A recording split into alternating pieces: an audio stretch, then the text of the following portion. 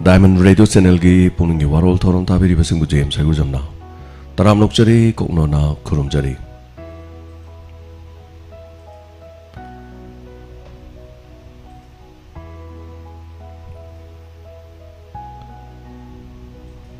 asigi thorom sigi han ba kol lokhochagi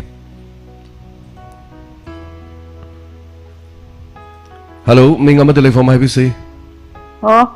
Kiki mari pung paling lagi don kawe. Tapi kari wafam habi ningi. Sar kenom tang sang lagi tau ba. Tahan buk sam jawa kon ne. Hoi. Habi. Sar si satu udah dari kon di taban nungai yam nungai jaba. Sahi kya mung subira bano hanjani ba. Sahi 46, 47 ay tarin. Sar Aduh kan nampak dah hangjage. Hoi. Sar ayi sanu pise. Hadi yang kena tahu siapa hasara. Kari tahu ba? Kan nampak hangjage tahu ba. Canu pi kari tahu bano. Ayi sanu pi mami bicara ni kau eh. Canu pi tu kari tahu roge ba? Ma kena tahu eh. Doctor canu yagi klinik tum pise lo ina yau jaba. Yagi klinik ta? Kari tahu ba? Habiyo. Hello? Sar kena tahu ba? Kau ngang di sum hari hallo sum. Aku corona macam dah sum manam tahu draga. Aku manam tahu hati tahu macam dah bisin kapu ba. Atau dah mah Sisi sahabat pada ia cuma ada bahawa mana mahasi amnam sih saja. Aduh, kari tahu bino kemana tahu nak. Doktor memang manak tu cakap gam tang tanah bidra di nungai roi ni madu di kari hai tu nak kau nak khang mana tiada di. Doktor gigi manak tu cakap gati hang bidri bro. Cakap gati cakap ye ni kan. Aduh, khabar cuma cakap lagi tak bahasa ngari cuma termasuk apa jenis ayah ada bah. Madudi kari kino doktor ga tanah teradi madudi kau nak khang mana ti. Kara lui hai dah ni. Lui means caba tak payah ada bagi orang mana hina ada bagi atau pol lain magasu. Doktor ki manak tam tanah biradi am nungai ni. Jadi samjaya tu kata. Thagat cari. Thorom seruga birak pas kita maka. Yang PUKNING WAROL dah tambirak pani, ada caba tak pa corona naru dagi. Topa na tapirak pas. Hello. Hello. Tahu ke PUKNING macam mana sih tahu? Tamu di saja selam dan hangning bukan uang kan? Habiu. Kau ye kungang je kau ting dakara tam dakara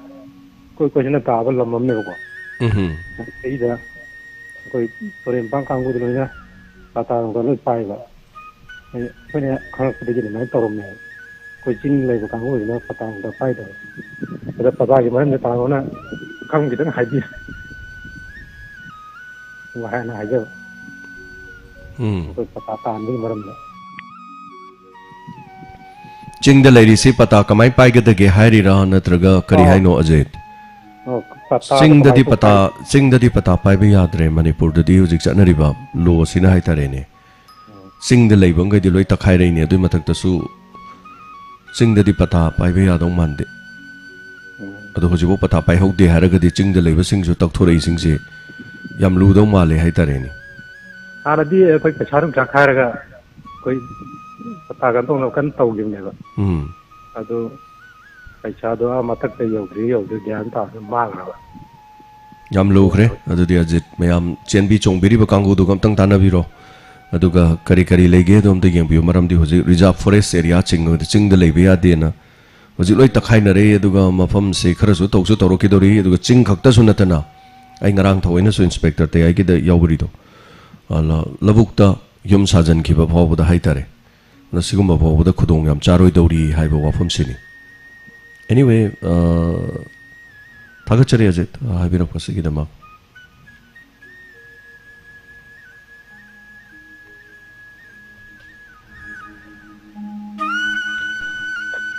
Jeram Jack, taram lok seri happy kari happy ningi. Kau ye, kan lah. Kau ye, plastik ini harus mesin dan yang mengaji puluh sekitar. Sarkar ke doba. Sarkar na pun Manipur tu jadi tu apa Chin dari plastik yang ini hari ini yang nuai je, Chin tak jadi tu. Saya kaktaro jaram je.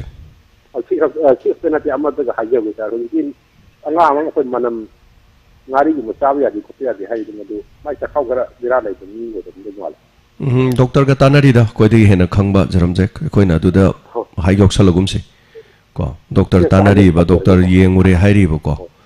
Adana tongan ba problem am le rong ne na khale. Kau itu anda tu miyak salagum se. Aduga angoksa sarangcha fazana thorom sarugya biu haina no lukchari seri fagi frangi natam ni nako so best comment best kano pbc dum aduna khangda dana kana go mana dum hangjarak pani nako dokoi taram no tause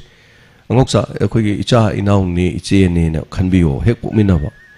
adu mai khalakan da diko adum phajaba ne ba mingonda tati na natraga ikai na ba khona ba haigum se ba ko maramdi adom mi ne ba mathangi kolar amada khudong chaba mu pizari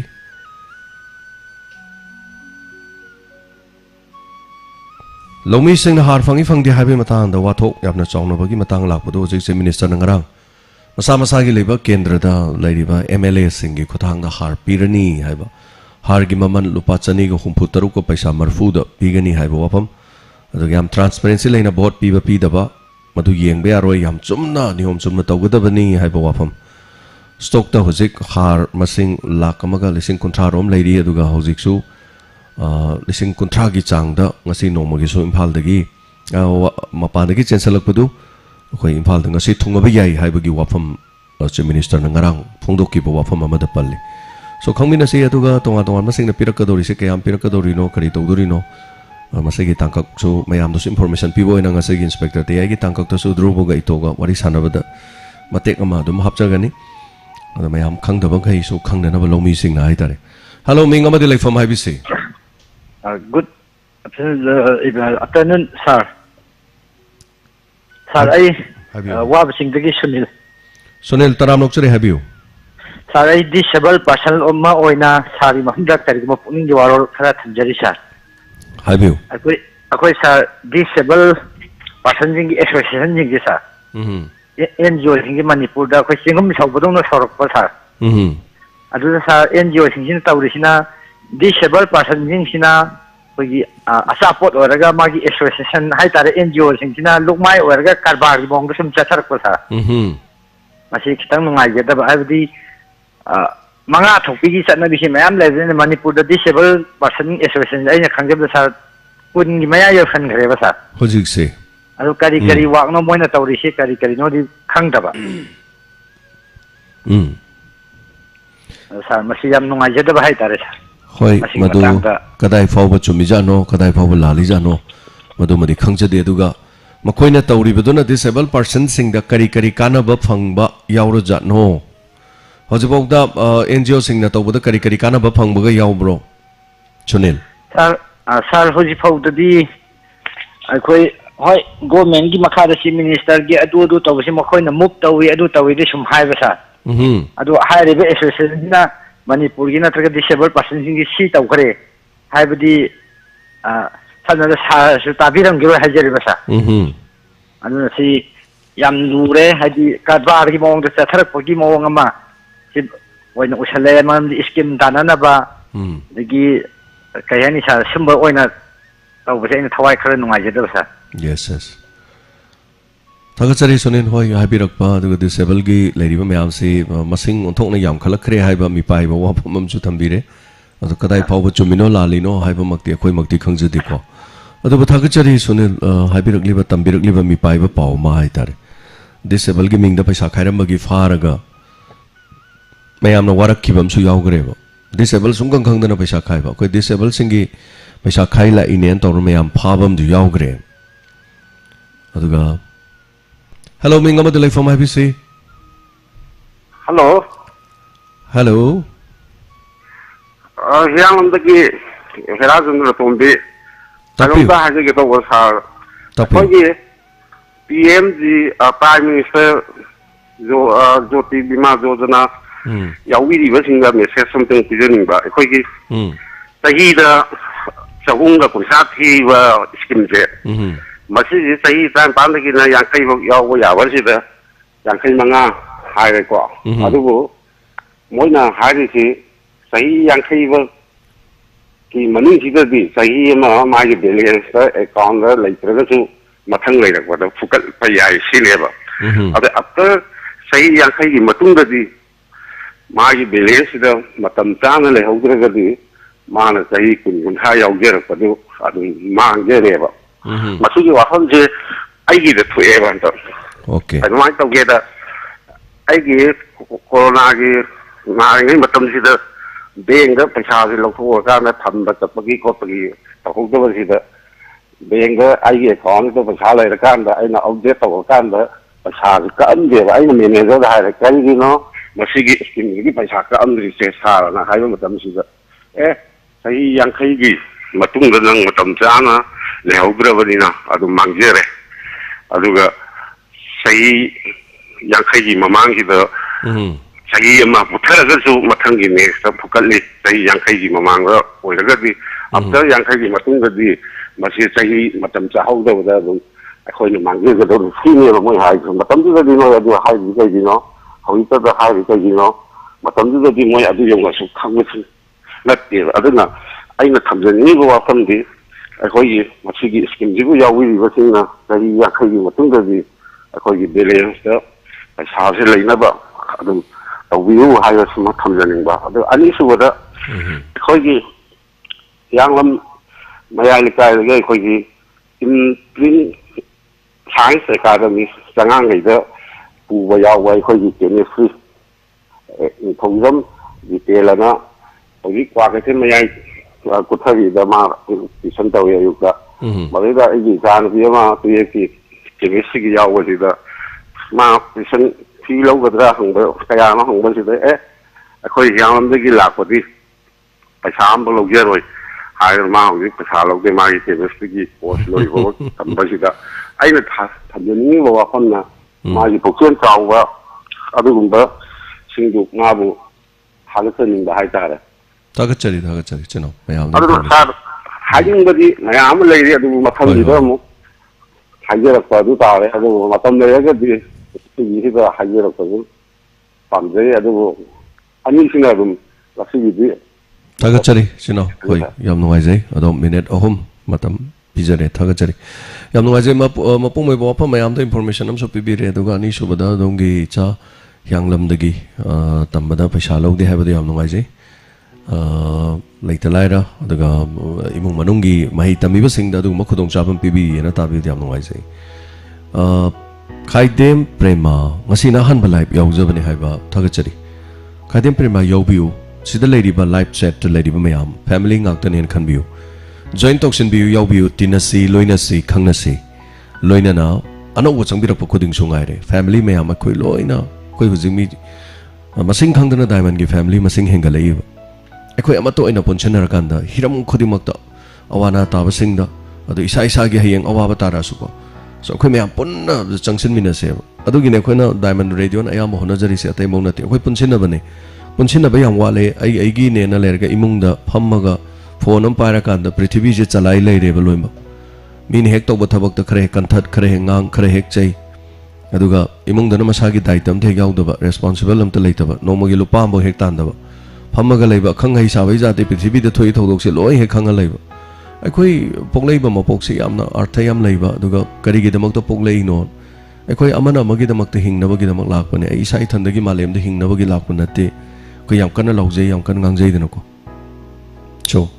family से चंगबिरक diamond radio the दुगा live Tuga याउबी बसे याम नुवाइजे याउबिउ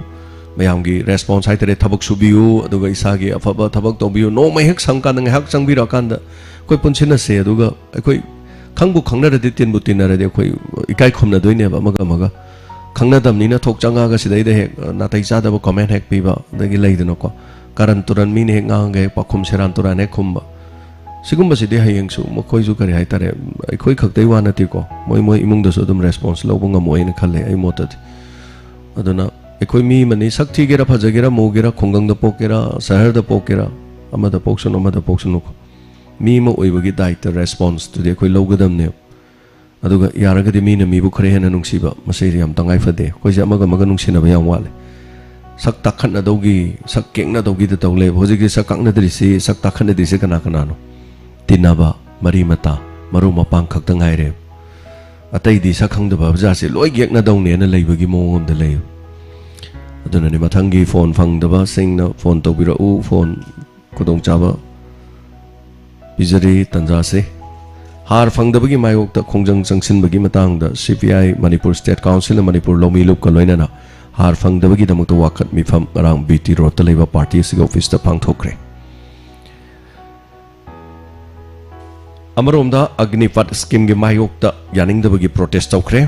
Assam da awaba mateng pangluna na ba SDRF ki team Imphal thadokre hello minga ma telefon ha bisi hello hello hello oh tazari minga telefon ga tapisi ai ireng ban da ki tombi ni sa kari wafam thambining ba akoi gi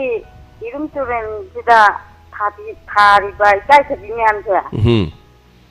masi akoi kapi be hidak myam sida akoi ju sing je sing thakpani na akoi gi bam naksale oh hidak si ikai thabi de hidak am kapa aw adu ikai thabi sara roi duni ni tawri si habiu adu ikai thabi myam ji kapa sida akoi gi sigi sing ji la thakjeri meba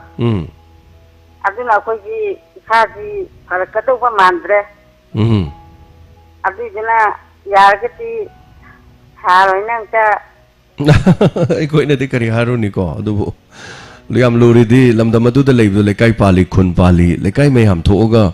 si to we ya de sigum si to roi se na haidong ni masa masa gi lamda thadong na troi kai tabi du bo mayam gi turian mayam thakpam chapam da thabra ba ikai tabi se adu haije ge to ni sa khamjare hoi tabi da ma le na hai was anyway thaga chari lekai pali khun pali lekai pan ma khun pan ma gi wafam si ti to bo phei khoi lekai him da legen leibu da yum chahum mangai yum chahum aduga yum chahum du dai khoi mi khodi mangna member amam oidong ne lekai du gi WhatsApp group am sem dong ni ekhoi lekai du gi hai tare adu lekai ward number sigi si gan aduga khwai digi ahal oiba mana akhoi moi mari manga magai de dum keno o hedon advisor go oidong ni na ha mayam larik lai su tami ba club ki kari gi mayam do lo yoksan dong ne khoi lekai de kari tau sigi ekhoi lekai de san thadoi ji kamai tau sigi ekhoi lekai de turian mosali ji kamai tau sigi ekhoi lekai de nisa sai ji kamai tau sigi ekhoi lekai de yu yo li si kamai tau sigi ekhoi lekai de fatta bangang sing lady sing ji mama pa ga kari tau sigi gaina punsin na ba ma change ba natra de tungda adom adong gi cha khaktang phawa adom adong gi imung khaktang adagi phau da phongkai chengai adong khaktang pik thana leira nungai ra kan da yumthang nari dun hayeng sajin da mai chur adi kamai tong ni adur ga di lekai step by step chokhola kan da khoi gi khonggangam chokholak toini khonggangam chokholak pada khonggang mayam chokholaga district am chokholak kani district am chokhola di state tum chokholak ka duni ne adu yam seng na khone suma mang da tamjari duni masidi khongang du da leri ba miyam pano gyan ta da ba yaroi social minded oi ba haidarin hello minga ma telefon ha bi se sarai wabai kada ji da kana mal ko men no habiu kari ha wafam thamining ha bi se nahan ji ido yam nungai kaino gi donors miti do हाबदी मपम I सिदोगी तासलीदगी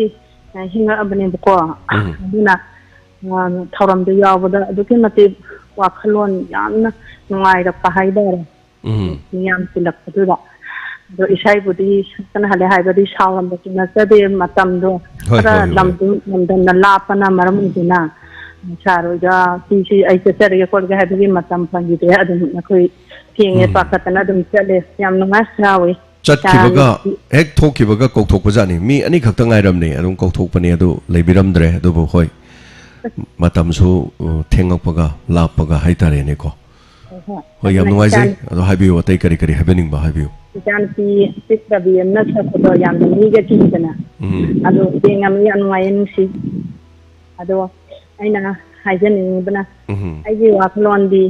chakot thoram yamna wakalon ababarda aidi yamna ina khole ayo khuje aduna tamle baki dikta ꯃꯤꯌꯥꯝꯒꯤ ꯍꯥꯏꯕ ꯅꯨꯄꯥ ꯑꯃꯇ ꯑꯣꯏꯔꯁꯨ ꯈꯨꯡꯒꯪꯒꯤ ꯍꯥꯏꯕꯁꯦ ꯑꯩꯒꯤ ꯄꯨꯟꯁꯤꯗ ꯍꯦꯛ ꯄꯣꯛꯂꯛꯄꯗꯒꯤ ꯑꯩꯒꯤ ꯋꯥꯈꯜ ꯒ꯭ꯌꯥꯟ ꯇꯥꯔꯛꯄꯗꯒꯤ ꯑꯩꯉꯣꯟꯗ ꯆꯦꯟꯈꯔꯦꯕ ꯃꯁꯤ ꯑꯃ ꯑꯗꯨꯒꯨꯝꯅ ꯍꯧꯖꯤꯛ ꯃꯅꯤꯄꯨꯔꯁꯤꯗ ꯑꯩꯈꯣꯏꯒꯤ ꯇꯦꯡꯕꯥꯡꯕꯤꯔꯛꯄꯁꯦ ꯑꯗꯨꯛꯀꯤ ꯃꯁꯤꯡ ꯍꯥꯟꯅ ꯌꯥꯝꯃꯝꯗ꯭ꯔꯒꯁꯨ ꯌꯥꯝ ꯃꯁꯤꯡ ꯁꯨꯝ ꯍꯦꯟꯖꯤꯜꯂꯛꯄ ꯃꯁꯤꯒꯤꯗꯃꯛꯇ ꯑꯩꯅ ꯃꯤꯌꯥꯝꯕꯨ ꯑꯗꯨꯛꯀꯤ ꯃꯇꯤꯛ ꯏꯀꯥꯏ ꯈꯨꯝꯅꯕ ꯎꯠꯆꯔꯤ ꯃꯇꯨꯡ ꯇꯥꯕꯗꯁꯨ ꯃꯊꯪ ꯍꯦꯟꯅ ꯌꯥꯝꯕꯤꯔꯛꯄ ꯑꯣꯏꯌꯨ ꯃꯤꯌꯥꯝ ꯂꯩꯇ ꯂꯥꯏꯔꯕꯁꯤꯡꯒꯤ ꯑꯋꯥ ꯑꯅꯥꯁꯤꯡꯒꯤ ꯃꯇꯦꯡ ꯄꯥꯡꯃꯤꯟꯅꯁꯤ ꯍꯥꯏꯕꯁꯤ ꯍꯥꯏꯔꯒ ꯂꯣꯏꯁꯤꯟꯖꯒꯦ ꯑꯗꯨꯒ ꯑꯝꯇꯪ ꯍꯥꯏꯖꯍꯧꯈꯤꯒꯦ ꯅꯍꯥꯟꯒꯤ ꯑꯩꯅ ꯑꯦꯀꯥꯎꯟꯗ ꯄꯩꯁꯥ ꯀꯥꯎꯇꯦ ꯗꯣꯅꯔꯁ ꯄꯤꯗꯣ ꯑꯗꯨ ꯀꯩꯅꯣ ꯇꯧꯕꯅꯦ ꯑꯩꯈꯣꯏꯒꯤ ꯋꯥꯡꯈꯩꯒꯤ ꯅꯤꯡꯊꯦꯝ ꯄꯨꯁꯄꯥ ꯂꯩꯕ ꯏꯆꯥ ꯂꯤꯌꯣꯗꯣ ꯏꯆꯥꯅꯦꯕꯀꯣ ꯑꯗꯣ ꯃꯉꯣꯟꯗ ꯀꯩꯅꯣ ꯗꯣꯅꯔꯗꯨꯒꯤ ꯀꯂꯦꯛꯁꯟ ꯇꯧꯔꯤꯕ ꯑꯉꯥꯡꯗꯨꯒꯤꯗ ꯔꯤꯁꯤꯞꯇꯣ ꯍꯥꯏꯇꯥꯔꯦꯅꯦ ꯏꯁꯥꯒꯤꯁꯦ ꯑꯗꯨ ꯄꯤꯔꯝꯃꯕꯅꯦꯕ ꯃꯉꯣꯟꯗ ꯎꯠꯈ꯭ꯔꯕꯅꯦ ꯁꯤ ꯍꯥꯏꯔꯒ ꯂꯣꯏꯁꯤꯟꯖꯔꯒꯦ ꯁꯥꯔ ꯂꯤꯌꯣꯒꯤ ꯀꯔꯤ ꯄꯤꯔꯝꯃꯦ ꯍꯥꯏꯅꯣ ꯑꯩꯈꯣꯏ ꯂꯤꯌꯣꯗꯣ ꯏꯆꯥ ꯅꯨꯄꯥꯅꯦꯕꯀꯣ ꯍꯣꯏ ꯃꯉꯣꯟꯗ ꯑꯩꯒꯤ ꯄꯩꯁꯥ ꯊꯥꯈꯤꯕꯒꯤ ꯔꯤꯁꯤꯞꯇꯣ ꯑꯗꯨꯗꯣ ꯀꯩꯅꯣꯗ ꯑꯗꯨꯗꯤ ꯀꯂꯦꯛꯁꯟ ꯇꯧꯔꯤꯕ ꯀꯩꯅꯣꯒꯤ ꯗꯣꯅꯔꯒꯤ ꯀꯂꯦꯛꯁꯟ ꯇꯧꯔꯤꯕ ꯑꯉꯥꯡꯁꯦ ꯃꯉꯣꯟꯗ ꯀꯩꯅꯣ ꯎꯠꯈ꯭ꯔꯕꯅꯦꯕ ꯑꯗꯨ ꯑꯩꯅ ꯇꯝꯕꯤꯌꯨꯀꯣ ꯁꯥꯔꯗ ꯁꯥꯔꯒꯤ ꯑꯦꯀꯥꯎꯟꯗꯗꯤ ꯀꯥꯈꯤꯕꯅꯤ ꯑꯗꯨ ꯏꯁꯀ꯭ꯔꯤꯟ ꯁꯣꯠ ꯇꯧꯔꯛꯑꯣ ꯍꯥꯏꯕꯅꯤ ꯑꯗꯣ ꯑꯩ ꯏꯁꯀ꯭ꯔꯤꯟ ꯁꯣꯠ ꯁꯥꯔꯗꯗꯤ ꯇꯧꯔꯔꯣꯏ ꯍꯥꯏꯔꯒ ꯃꯗꯨꯃꯗꯤ ꯑꯩ ꯀꯔꯤꯝꯇ ꯈꯪꯖꯗ꯭ꯔꯦ ꯃꯦꯅꯥꯎ ꯑꯗꯨꯃꯗꯤ ꯑꯩ ꯃꯗꯨꯃ ꯁꯨꯡꯌꯥꯎ ꯌꯥꯎꯖꯗ꯭ꯔꯦꯀꯣ ꯑꯗꯨꯕꯨ ꯑꯞꯗꯦꯠ ꯇꯧꯔꯛꯄꯗ ꯑꯗꯨꯝ ꯌꯦꯡꯃꯤꯟꯅꯁꯤ ꯋꯥꯠꯂꯁꯨ ꯑꯗꯨꯝ ꯁꯨꯃꯥꯏꯅ ꯇꯧꯕꯅꯦꯅ ꯑꯗꯨꯝ ꯍꯥꯏꯔ ꯂꯣꯏꯔꯦ ꯑꯗꯨꯒꯤ ꯃꯇꯥꯡꯗꯨꯝꯗ ꯌꯥꯎꯖꯗ꯭ꯔꯦ ꯃꯗꯨ ꯄꯩꯁꯥ ꯄꯥꯕ ꯄꯤꯔꯛꯄ ꯀꯅꯥ ꯇꯣꯝꯕ ꯆꯥꯎꯕ ꯄꯤꯔꯛꯄ ꯃꯗꯨꯃ ꯑꯩ ꯁꯨꯡꯌꯥꯎ ꯌꯥꯎꯗ꯭ꯔꯦ ꯀꯩꯒꯤꯅꯣ ꯍꯥꯏꯕꯗ ꯃꯗꯨꯒꯤ ꯇꯣꯉꯥꯜꯂꯦ ꯍꯥꯏꯇꯥꯔꯦ ꯑꯗꯨꯒꯤꯅ ꯑꯉꯥꯡ ꯃꯣꯏ 9 ꯑꯃ ꯊꯝꯃꯦ ꯑꯗꯨꯅ ꯃꯌꯥꯝꯅ ꯄꯤꯔꯛꯄ ꯄꯩꯁꯥꯁꯦ 50 ꯆꯥꯝ ꯄꯤꯔꯛꯄꯁꯦ ꯂꯣꯏꯅ ꯑꯗꯣꯝꯗ ꯂꯩꯔꯦ ꯑꯗꯨꯒꯤ ꯄꯤꯔꯛꯄꯁꯤꯃ ꯑꯩꯈꯣꯏ ꯂꯥꯎꯊꯣꯛꯆꯗꯦ ꯁꯤꯃ ꯋꯥꯐꯝꯁꯤꯃ ꯑꯗꯨꯒ ꯑꯩꯈꯣꯏ ꯍꯥꯏꯔꯤꯕ ꯗꯣꯅꯔꯁꯀꯤꯁꯤꯁꯨ ꯌꯥꯝꯗ꯭ꯔꯁꯨ ꯈꯔ ꯅꯣꯡꯃꯒꯤ 10 ꯂꯥꯎꯊꯣꯛꯅꯕꯒꯤꯗꯤ ꯍꯣꯠꯅꯔꯤ ꯑꯗꯨꯒ ꯃꯗꯣꯟꯗ ꯄꯤꯕꯗꯨꯅ ꯀꯩꯗꯧꯔꯒꯦꯕꯨ ꯑꯁꯣꯝꯗ ꯄꯤꯔꯒ ꯃꯣꯏ ꯑꯞꯗꯦꯠ ꯇꯧꯔ ꯏꯁꯜꯂꯛꯀꯅꯤ ꯑꯗꯨꯒ ꯇꯥꯡ 1 ꯇꯥꯡ 10 ꯇꯥꯡ 10ꯗ WhatsApp ꯒ꯭ꯔꯨꯞꯇ ꯍꯥꯏꯔꯤꯕꯗꯣ ꯑꯗꯨꯝ ꯊꯥꯒꯠꯂꯛꯀꯅꯤ ꯑꯗꯣꯝꯒꯤ ꯄꯤꯔꯦ ꯑꯗꯣꯝꯒꯤ ꯄꯤꯗꯦ ꯍꯥꯏꯕ ꯂꯤꯁ ꯑꯃ ꯊꯥꯒꯠꯂꯛꯀꯅꯤ ꯍꯥꯏꯇꯥꯔꯦ ꯃꯗꯨꯗ ꯆꯦꯛ ꯇꯧꯕꯤꯔꯣ ꯑꯗꯨꯃꯥꯏꯅ ꯍꯥꯏꯇꯥꯔꯦꯀꯣ ꯑꯗꯣ ꯑꯩꯗꯤ ꯑꯗꯣꯝꯗ ꯄꯥꯈ꯭ꯔꯦ ꯄꯤꯈ꯭ꯔꯦ ꯑꯗꯨꯃ ꯑꯩꯅ ꯈꯪꯖꯗ꯭ꯔꯦ ꯍꯥꯏꯇꯥꯔꯦ ꯑꯦꯅꯤꯋꯦ ꯑꯩꯅ ꯈꯪꯉꯨꯕꯒꯁꯨ ꯑꯩꯅ ꯏꯗꯧ ꯂꯩꯇ꯭ꯔꯦ ꯃꯔꯝꯗꯤ ꯑꯩ ꯁꯨꯡꯌꯥꯎ ꯌꯥꯎꯗ꯭ꯔꯦ ꯃꯗꯨꯃ ꯍꯥꯏꯇꯥꯔꯦ ꯑꯦꯅꯤꯋꯦ ꯊꯥꯒꯠꯆꯔꯤ ꯌꯥꯝ ꯅꯨꯡꯉꯥꯏꯖꯩ ꯃꯗꯨꯃ ꯑꯩꯈꯣꯏ ꯗꯣꯅꯔꯁ ꯀꯥꯡꯕꯨꯁꯤꯡꯒꯤ ꯏꯕꯗꯨꯗꯤ ꯅꯨꯃꯤꯠꯇꯨꯒꯤ ꯇꯉꯥꯏꯐꯗꯅ ꯏꯈꯤꯕꯅꯤ ꯂꯥꯛꯑꯕꯅꯤꯅ ꯈꯨꯗꯣꯡꯆꯥꯕ ꯄꯤꯕꯅꯤ ꯑꯩꯈꯣꯏꯗꯗꯤ ꯌꯥꯝꯅ ꯈꯨꯗꯣꯡꯆꯥꯗꯕ ꯊꯕꯛꯄꯨ ꯁꯤꯟꯒꯗ꯭ꯔꯥ ꯗꯣꯅꯔꯕꯨ ꯏꯁꯟꯒꯗ꯭ꯔꯥ ꯌꯥꯝꯅ ꯋꯥꯈꯤ ꯍꯥꯏꯇꯥꯔꯦ ꯑꯁꯦꯡꯕꯗꯤ ꯅꯨꯃꯤꯠꯇꯨꯒꯤ ꯊꯧꯔꯝꯗꯨꯒꯤ ꯃꯇꯦꯡ ꯄꯥꯡꯕꯤꯕꯗꯣ ꯑꯗꯨꯈꯛ ꯏꯅꯕ ꯂꯩꯕꯅꯤ ꯍꯥꯏꯇꯥꯔꯦ ꯑꯗꯨ ꯃꯔꯛꯇ ꯃꯌꯥꯝꯅ ꯄꯩꯁꯥ ꯄꯤꯔꯝꯕꯁꯦ ꯁꯤꯅ ꯑꯃꯨꯛ ꯑꯩꯈꯣꯏꯗꯗꯤ ꯌꯥꯝꯅ ꯀꯣꯛꯇꯤ ꯁꯥꯕ ꯍꯥꯏꯇꯥꯔꯦ ꯑꯦꯅꯤꯋꯦ ꯊꯥꯒꯠꯆꯔꯤ ꯗꯣꯅꯔꯁꯀꯤ ꯊꯧꯔꯝꯗꯨꯗꯒꯤ ꯗꯣꯅꯔꯁ ꯃꯌꯥꯝ ꯌꯥꯎꯔꯛꯑꯦ ꯌꯥꯝ ꯂꯥꯛꯑꯦ ꯃꯁꯤꯡ ꯌꯥꯝ ꯍꯦꯟꯒꯠꯂꯛꯑꯦ ꯍꯧꯖꯤꯛꯁꯨ ꯌꯥꯝ ꯍꯦꯟꯒꯠꯂꯛꯏ ꯑꯗꯨꯒ ꯆꯍꯤ ꯑꯃꯒꯤ ꯃꯅꯨꯡꯗ ꯂꯨꯄꯥ 1,100 ꯆꯥꯝꯃ ꯊꯛꯅ ꯊꯝꯃꯝꯃꯒ ꯑꯗꯨꯝ ꯇꯧꯕ ꯌꯥꯏ ꯑꯩꯈꯣꯏ ꯁꯨꯔꯃꯥ ꯆꯅꯨ ꯏꯁꯩ ꯁꯛꯄ ꯑꯩꯈꯣꯏꯒꯤ ꯑꯩ ꯏꯆꯟꯅꯨꯄꯤꯗꯨꯁꯨ ꯑꯗꯨꯝ ꯃꯥꯁꯨ ꯂꯨꯄꯥ 1,100 ꯑꯗꯨꯝ ꯊꯝꯃꯝꯃꯦ ꯑꯣꯖꯥ ꯑꯩꯁꯨ ꯌꯥꯎꯖꯔꯗꯣꯏꯅꯤ ꯍꯥꯏꯔꯒ ꯂꯨꯄꯥ 1,100 ꯊꯝꯃꯝꯃꯦꯕ ꯁꯨꯔꯃꯥ ꯆꯅꯨꯁꯨ ꯑꯗꯨꯃꯥꯏꯅ ꯍꯥꯏꯇꯥꯔꯦ ꯆꯍꯤ ꯑꯃꯒꯤꯕꯨ ꯀꯩꯅꯣ ꯂꯨꯄꯥ 1,100 ꯈꯛꯄꯨ ꯊꯥ ꯑꯃꯒꯤ ꯆꯥꯝꯗꯨꯕꯨ ꯁꯨꯃꯥꯏꯅ ꯇꯧꯔꯀꯥꯟꯗ ꯑꯋꯥ ꯑꯅꯥꯒꯤ ꯁꯥꯔ ꯍꯣꯏꯅ ꯇꯧꯕꯤꯔꯤꯗꯣ ꯈꯣꯠꯂꯤꯗꯣꯅ ꯑꯗꯨꯝ ꯍꯥꯏꯕ ꯌꯥꯎꯋꯦ ꯀꯩꯁꯨ ꯅꯠꯇꯦ ꯑꯗꯨꯒ ꯑꯩꯈꯣꯏ ꯃꯔꯛꯇ ꯊꯥ 3-4 ꯂꯩꯔꯀꯥꯟꯗ ꯐꯪꯁꯟ ꯑꯃ ꯇꯧꯕꯅꯤ ꯑꯗꯨꯒ ꯃꯊꯪꯗꯤ ꯐꯪꯁꯟꯗꯗꯤ ꯗꯣꯅꯔꯁ ꯌꯥꯎꯕ ꯃꯤꯁꯤꯡꯁꯦ ꯃꯈꯣꯡ पुꯜꯂ ꯊꯝꯗꯗꯤ ꯌꯥꯔꯔꯣꯏ ꯍꯥꯏꯇꯥꯔꯦ ꯑꯩ ꯊꯋꯥꯏ ꯌꯥꯝ ꯅꯨꯡꯉꯥꯏꯇꯕ ꯈꯔꯗꯤ ꯑꯗꯨꯝ ꯌꯥꯎꯈꯤꯕ ꯗꯣꯅꯔꯁꯀꯤꯗ ꯌꯥꯝ ꯐꯖꯅ ꯊꯋꯥꯏ ꯌꯥꯎꯅ ꯂꯩꯕꯤꯕꯁꯨ ꯌꯥꯎꯋꯦ ꯑꯗꯨꯒ ꯑꯩꯈꯣꯏꯅ ꯗꯣꯅꯔꯁ ꯁꯤꯜꯂꯤꯁꯦ ꯗꯣꯅꯔꯁ ꯀꯥꯡꯕꯨꯒꯤꯅꯦꯕ ꯑꯗꯣ ꯗꯣꯅꯔꯁꯤꯡꯅ ꯂꯥꯛꯑꯝꯃꯒ ꯐꯠ ꯇꯧꯔꯒ ꯐꯨꯛ ꯍꯧꯒꯠꯂꯒ ꯑꯇꯣꯞꯄ ꯃꯐꯝꯗ ꯄꯤꯛꯅꯤꯛ ꯆꯠꯈꯤꯕꯁꯦ ꯃꯁꯤꯗꯗꯤ ꯑꯩꯅ ꯊꯃꯣꯏꯁꯦ ꯀꯥꯏꯕꯁꯦ ꯑꯗꯣ ꯃꯊꯪꯒꯤ 3ꯁꯨꯕꯗꯗꯤꯀꯣ ꯌꯣꯠꯂꯤ ꯆꯦꯟ ꯑꯃ ꯄꯨꯜꯂ ꯊꯝꯕ꯭ꯔꯥ ꯀꯩꯅꯣꯝ ꯇꯧꯗꯕ ꯌꯥꯔꯔꯣꯏ ꯅꯠꯇ꯭ꯔꯒꯅ ꯗꯣꯅꯔꯁꯀꯤꯁꯤ ꯇꯧꯗꯕ ꯑꯃ ꯁꯤꯅꯤ ꯑꯗꯨꯅ ꯑꯩꯈꯣꯏ ꯃꯌꯥꯝ ꯄꯨꯟꯅ ꯑꯗꯨꯝ ꯌꯥꯎꯃꯤꯟꯅꯁꯦ ꯄꯨꯂꯞ ꯄꯨꯟꯁꯟꯃꯤꯟꯅꯁꯦ ꯑꯗꯨꯒ WhatsApp ꯌꯥꯎꯗ꯭ꯔꯁꯨ ꯌꯥꯏ ꯃꯤꯡꯗꯪ ꯄꯥꯟꯁꯤꯜꯂ ꯑꯗꯨꯝ ꯂꯩꯔꯁꯨ ꯌꯥꯏ ꯑꯗꯨꯒ ꯑꯋꯥ ꯑꯅꯥꯗ ꯃꯇꯦꯡ ꯄꯥꯡꯕꯩ ꯋꯥꯅꯤ ꯍꯧꯖꯤꯛ ꯑꯋꯥ ꯑꯅꯥ ꯇꯥꯔꯤ ꯃꯌꯥꯝꯁꯤꯗꯤ ꯄꯤꯕ ꯉꯝꯗꯦ ꯍꯥꯏꯔꯛꯄꯅ ꯍꯦꯜꯂꯦ ꯍꯥꯏꯇꯥꯔꯦ ꯊꯥꯒꯠꯆꯔꯤ ꯑꯅꯧꯕ ꯆꯪꯕꯤꯔꯛꯄꯁꯤꯡ ꯊꯧꯅꯥꯎꯖꯝ ꯁꯤꯕ ꯁꯣ ꯊꯥꯒꯠꯆꯔꯤ ꯑꯗꯨꯒ ꯃꯌꯥꯝ ꯑꯅꯧꯕ ꯆꯪꯕꯁꯤꯡꯅꯁꯨ ꯋꯦꯜꯀꯝ ꯇꯧꯕꯤꯌꯨ ꯍꯜꯂꯣ ꯃꯤꯡ ꯑꯃꯗꯤ ꯂꯩꯐꯝ ꯍꯥꯏꯕꯤꯁꯤ ꯍꯜꯂꯣ ꯁꯥꯔ ꯍꯥꯏꯕꯤꯌꯨ ꯀꯔꯤ ꯍꯥꯏꯕꯤꯅꯤꯡꯉꯤ ꯃꯤꯡꯒ ꯂꯩꯐꯝꯒ ꯇꯥꯛꯄꯤꯁꯤ ꯈꯩꯗꯦꯟꯗꯒꯤ ꯃꯦꯙꯥ ꯇꯥꯛꯄꯤꯌꯨ ꯀꯔꯤ ꯋꯥꯐꯝ ꯍꯥꯏꯕꯤꯅꯤꯡꯉꯤ ꯁꯥꯔ ꯑꯍꯥꯟꯕꯃꯛꯇꯗ ꯈꯨꯔꯨꯝꯖꯔꯤ ꯁꯥꯔ ꯁꯥꯔꯒꯤꯁꯨ ꯑꯗꯒꯤ ꯆꯦꯒꯤ ꯀꯩꯒꯤꯁꯨ ꯃꯌꯥꯝ ꯑꯗꯨꯝ ꯄꯨꯈꯠꯄꯤꯔꯦꯕꯀꯣ ꯑꯗꯣ ꯑꯩꯗꯤ 스쿨ꯒꯤ ꯁꯨꯝ ꯈꯔ ꯁꯨꯝ ꯍꯥꯏꯖꯅꯤꯡꯕ 하비요 깸까지 하비요 답비요 kay haidin hong sa government ki school government ki lay ba school ning te kara hena sum stick o handling ba ID sur no maga le sa lay sari ba mama mappa singdi live pitang stick o raga di live ba kha di ko han garda na sum hajen ba ID sum private school tam je lay ta ba sing di yam wai ha ba pa sam sang banina ID masagi mama ba angangi tabna ba ni hona ba pasapi na ba gi hona ba da adi ay na sum ujab le corona ka sum ujab da ni ko sa adi mapa mama se masagi ana ba le ba bog da khangi laga sum le laga angang gi free pi na ba ko na ba sa tha gi de ko na ba se ay na sum ujab ba ado su kai ha ta re da sarkari school ni stick oraga amarom da su paisa pa ba sing na kha se jen laga tam ning ning ba school jo khara sum dahan jening ba yam chumme adom gi wafam se ai loksan jare adom na haibiri wafam se so sarkar ki school da crest ko heningi sarkar ki school fajana chala heningi sarkar ki school da tamagadi mama mapa na paisa ting bagi chang handa gadori bani tha ma da tingi ba paisa mayam je loina ting baji phagda hal farak kadai ni haitare private school am da tamagadi tha gi ma gi boarding gi paisa duga larik tambagi tuition gi tawda angang am da lupa lising manga di amna irai laina dum jangi aduga sarkar ki school da tamagadi lising manga du pura sep oidoni lising manga du mama mapa na masa singi da mag account ma hangaga thambiraga di natraga imung manung gi achin bada hena season araga di imung manung da semit tumit punamak se loina fani hai wafam am chumi Delhi gi education minister maming ta panjage me amadu khangbiyo Manish Sisodia koba Delhi gi education minister se ya mathau phajana tawba makhangni am admi party gi haitare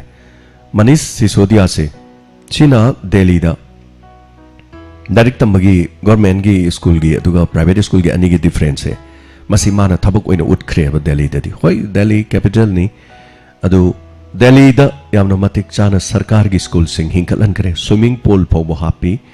chana thangna ba piri bani uniform piri bani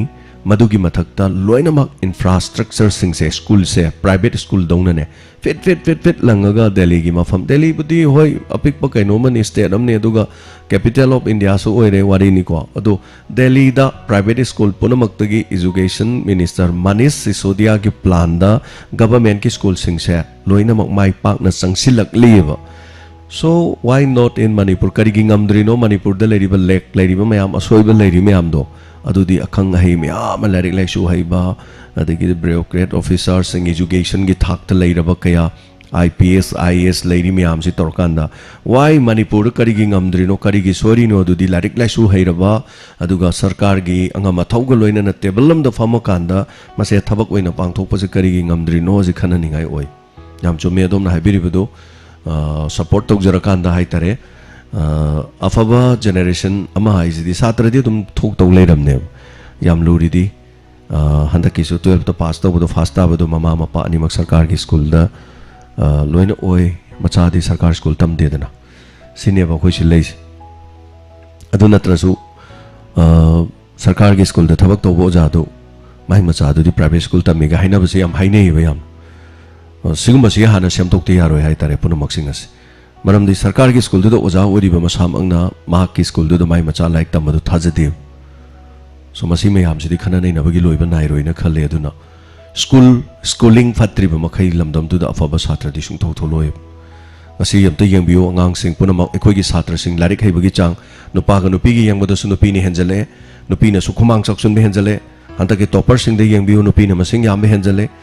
mase nupi sing na loi hena farag nupa sing na sum phaudri jo phaboi roi dorin nupa sing de chausalaga chai 3 kan guli jani ni sa jani ngausan ani gari kan thongni adom da sum leigraga di mangduri nupa khudi makki wati nate adobo education system aimje change to bugi mathau tai thaga chari hanana doga wafam ji di khana loi leina bagi loi ba nai roi doga ngasi gi topic se budi kaino gi na wanate adoga chummani sarkar gi school sing se am phan ma tangai fa da ba leiri adobo tampak ta mani fan bane yaroi ching de fan da ba yaroi punamak ta Manipur gi mafam da leiri ba khudi mak ta haitare karai da soiri no kari da soiri no se akang ahising na nainaba matog tari bo. Hello, may nga matilay from Habisi. Hello, sir, contact by Kemal Lagi, same project. Tapiw, kari habi ni. Sir, ye, मेरे मना थांगम accident तो या जो कैसे थोड़ा तो भीतर रास्ता था बिरव माय तो बिरव ma hogot kangkat pangamdri yumda adum lady hai tare sok pana maram oiraga thoram yawbang amdre suti lawrga lady o ta abri am wa jete ya na thuna abi ba wa teno ba hoi sa jen su wa ham da kai khong chari ba nan ni jo gi staff pri ma matam su pada na yawdana tin chang na to do ri no mai park na khawde wa ju aina joda kauni jari अदुगा रहना sir अइने थमजनी से कोई जी हार की वानर मतम सिदा आन thinning वैदगी सोजित कबा डीलर अमदगी हार बेग गाड़ी लोड तक भागतना गाड़ी लोड अहम भागतना तौरिबदु मदु मासी अपना वखन यावदबा सीबा असु वानर मतम सिदा मसागी द खनबा दु ममियो दुदी जी मार्क्सी आई मार्क्सी मथक करी एक्शन दो खबगे दो मयाम द खंगन जनिबा दु आइना पांजबदी मार्की डीलर की लाइसेंस टू कगा मार्क्सी मथक अवाबसी करी आइने पेनाल्टी सी मेवा पीरगा मतुंग तौतनमा तैसु तौतनबा मा तौतमा तौतनबा माई डीलर की लाइसेंस तम कक्पा प्लस मार्की मथक फाइन तब थियल तैतै तौतनब अमायन लौखनी है सरकार की माइकद पुनिंग सरकार माइकद पुनिंग चिंजरी थागतचरी सिनो हाइबिरिबा मचंगोय वाफमसिंग खरा हाइबिरमे सो खरा एक्शन खरा लौनहेन बगी हाइतरे थागतचरी सिनो हाइबिरप सिनो लोबिरबरा तोप करी करी थमिनिंग बदि लेबिरि Oh, kari kari habining balay biri sina lo birabra. Oh, I think very many days ago, so college city amu khudong chabung. Thank you, thagachari. Thank you, thagachari. Minute ani ka makai. Habiramba sige dama. Odaga. Hello, minga madilay from Habisi. Sir, phone to joy kamong masam likai sing shu lai sum. Tapi sing shu. Upam mani hung dong hajage sir. Sir, ahan bada. Nahangi tang kumrigi thoram do sir yam na yeng lo yam nungai je sir ai YouTube to sum yeng jare sir tei han sing di sir wa ba kya ngang gi re pa bung ngana na ngang bu di sir ai sum jeng je to min o ma kai mari ki sang ngang bra ni kan je adu kum na han sing chin na phongdong ning ba kya ma di phongdok pa ngam da na dum platform yorom dan han gi su ko ngai ni sa adu sing gi marak ta imai ben kaya ma na isai saklat da sir yam na phaja ba yam ta da nungai ba puning yam nu shi ba isai kya ma sakpirak ba no da mo imai ben ching ma di ahal man ching du bu ikok no khrum jaw loina na makhoi bo thagat cha ba loina na makhoi taru taru ba thaba khuni mak ta punji nung sang ba yai pha ba du bio haina khrum jari sir sa du ga ni chumna sir khoi gi nahan gi khoi gi online khoi gi sexual harassment to ba gi matang na mai khoi gi kano na social welfare कोई मसंग ना निमे मना तापी के sir sir मदु या अमक्तंग हन बिरग दि sir याम नुंगाइ जगनि sir मदुना कान बपीरि से sir खजिक तगर नत्रे sir yam can't बपीगरे sir मदुना ngang chung hawli ba ngang dam khoi da thenari ba wa bsi ko ka drive se sir ai wakhanda le jab de am ta han bi wa na no lu sari sa sa du ba ung chu wa pham na sa hawji ki khoi gi angan phau gi lok pa gi pantha di oire adu yamna awalom na ithei lokhong na tai sana leitabna maram oraga ngasi di iai dagi hi ga atopa topa pambai toroga hi lau chi lungnari adu sar lau bui sang chu yam han thagre kai gi noi ta da sar ithei lokhong hin tai chan leidabna ai phau gi maman no hongjel lakpa khulang gi maman na tangshel lakpa maram oraga ko gi phokthok si khara di han thare sar kum chi di adu asigum na sar कोई ममांग the को होगी collar म सु तापी गे लौदी लोइना खोइ गरे हाइबदो सरना सिदी engine मसा लौपु जाउ the Bidal engine मपु लौ खोइ गरे ना तापी दो सर न सिदी लबुक छि सुम येंग बदा लौ पान बगे सांग छि सर 70% ख लौ पान गने 30% मदि पालरो या छिमदी आइगी मोड ओना थमजगे सर मरमदी हजि आइना फार्म तौजरबे एरिया सिदा लौ कनाम उनद्रे मौसा दी लौ लोइना पानबने adu hojikti asongba koi napi ngakta ngairaga asongba ngakta oyore asigumna lokpham kaya amane sar laisi adu yaragati makha tana mari leinaba department singna lagrba chai singda hai ba lokon singsigi ithai lokong singji chingthokpa yaba chingchinba yaba kenel amamamdang इसको मरी लेना but department मियंग चंगबिरगा अंतंग शेमबिरगा दि हेन नुंगाइजगा ने हाबो फमजि थमजगा sir ngasi gi di matang silo sinjage sir थागतचरी चिंगसुबा मचंग ओइबो वाफम सिंगा माइबिरम ने दो अरोइबगी वाफम सिदि नियम दि तौगदब नियम अमदि ओइबा हाइतारे मणिपुर दि याम वाखि दौदि माले अदुबो चुमने लबुक लेरगदि सिंग थाजन फम चिथोकफम हाइजि मसाना लैतामने लबुक ति तोकपो तोखरसिदा जुजिक युमलकता तौरि सिनिने युमलकता मागी लमने ना हाइबा जगह दो तप तागै मची करीमता खाकबा जानते आई सिबो आई लमने हारदि अदु लमदो दगे दुम युम होगले फलांग दुम चंजले इसत्ति सेमद्रे युम मम लैरदि युम दुगी वाशरूम मम लैनी युम मम लैरदि संगोय मा अदगी सुमांग मा लैबा सि पाइपुना हाइरिनेबा इसिंग चिथबम इसत पुखरी मचा मा लैबा सि युम मम पानबगी मचाक नेबा पुखरी म लैरदि इंखोल दु मना मा सिंग सिंग जायबि यानी थंगना चानबगी सिंग सेमकपा यागनी इमुंग दु लैरिबा दु तरु तनानबा हाइबदु ओइरकदोरिनेबा नोंग चोरकपा मतम दि सिंग चतफम हाइजि तंगाइ फदन होजिकति लोइ फुंजन्नदना कैदौरगे इसिंग दु चेनफम लैतमनि इसिंग थुम्मे सिसुनि युमदा फावबा दुमाइ तौरदने लबुक्तदि कनाना सेमबिदौरि याम चुम्मे युमदा लबुक्ता सेमगदबनि लोदुगा अइनासु याम ततना हाइजबदन नौमी चावखतना खुंगंग अमा चावखतबदि सुंगा यारो अदुगा होजिक अखोइ वा साइ तोखरजेबा इम्फाल मनोंग दोजे इसिंग थुम्मि जि मयाम यंबियोन याम हेंकल अमनेबा हानदगी थुम्बै चांगजु हेंकल लैजिनि मसे अफबा थबक नते हाइतारे चुम्मे अखोइगी नुमितुगे हाइतारे अहल लमन सिंगना वा ngangbado याम कुइन ngang खोटप याम ताजनिंगे अदुबु अहनजु कुन मंगा खक्तने अखोइना लौखतकिबजे नहा खरगा मसिंग कनो यामदि हाइतारे कुन मंगा समाइसम तौजबने दुबु नंगोइद्रने वाजबा थरमसे हौबदा पुंग 10 दाइदे हौरदि पुरा नंगदौजाने अदुबु मथंगदि खरा हेना एक्सपीरियंस हम लैरनी थागतचरी अहनसिंग यामना नुंगसिबिबा लाखपिकिबा तौबिकिबा दुगा ngसाइगी हाइबिकिबा ऑनलाइन सेक्सुअल गी चाइल्ड सेक्सुअल गी एब्यूज प्रोग्राम दु नहान याम नुंगाइगिद्रे इंटरनेट न मरम ओइरगा हाइतारे जूम मीटिंग दसु तौबा अदुगा खोइ एक्सपर्ट तु मफम असिदा यावबा लाखपदसु गाड़ी खेतना माजि सोकपदगी युमदा मु लैदना यैथोखिबनी खरा लैरगा मु पुजरके सिंगसुबा हयेंगसु सोइदना ताबियु पुंगनिंगी वारोलगी अहौबदा थोरम अमा थमजगे डॉक्टर सोमेन न गाइनीगा मरी लैनबा डॉक्टर अमा हयेंग अखोइ स्टूडियोस दगी अखोइ उनजगनी महाकी पुंसी अदुगा खुदोंग चाबसिंग मरोइना नुपी सिंगी थेंगनरिबा खुदोंग चादबसिंग द महाकी हॉस्पिटल द करी फैसिलिटी लैरिबा लैता लाइरा सिंगिना करी कमदौरिबा हाइतारे अदुगा अखोइगसु यामना आइगसु यामना लोइनाना तिनजबने इनाउ डॉक्टर सोमेन से ह्यूमैनिटी कनोसी सर्विस याम कनबा हाइतारे मामसासे कथोकपा निंगोंदा मतेंग पांगबा याम कल्ले हाइतारे आइना हुजिकसे ख्वाइदे खरा हेना नुंगसिबसि करिनो हाइदे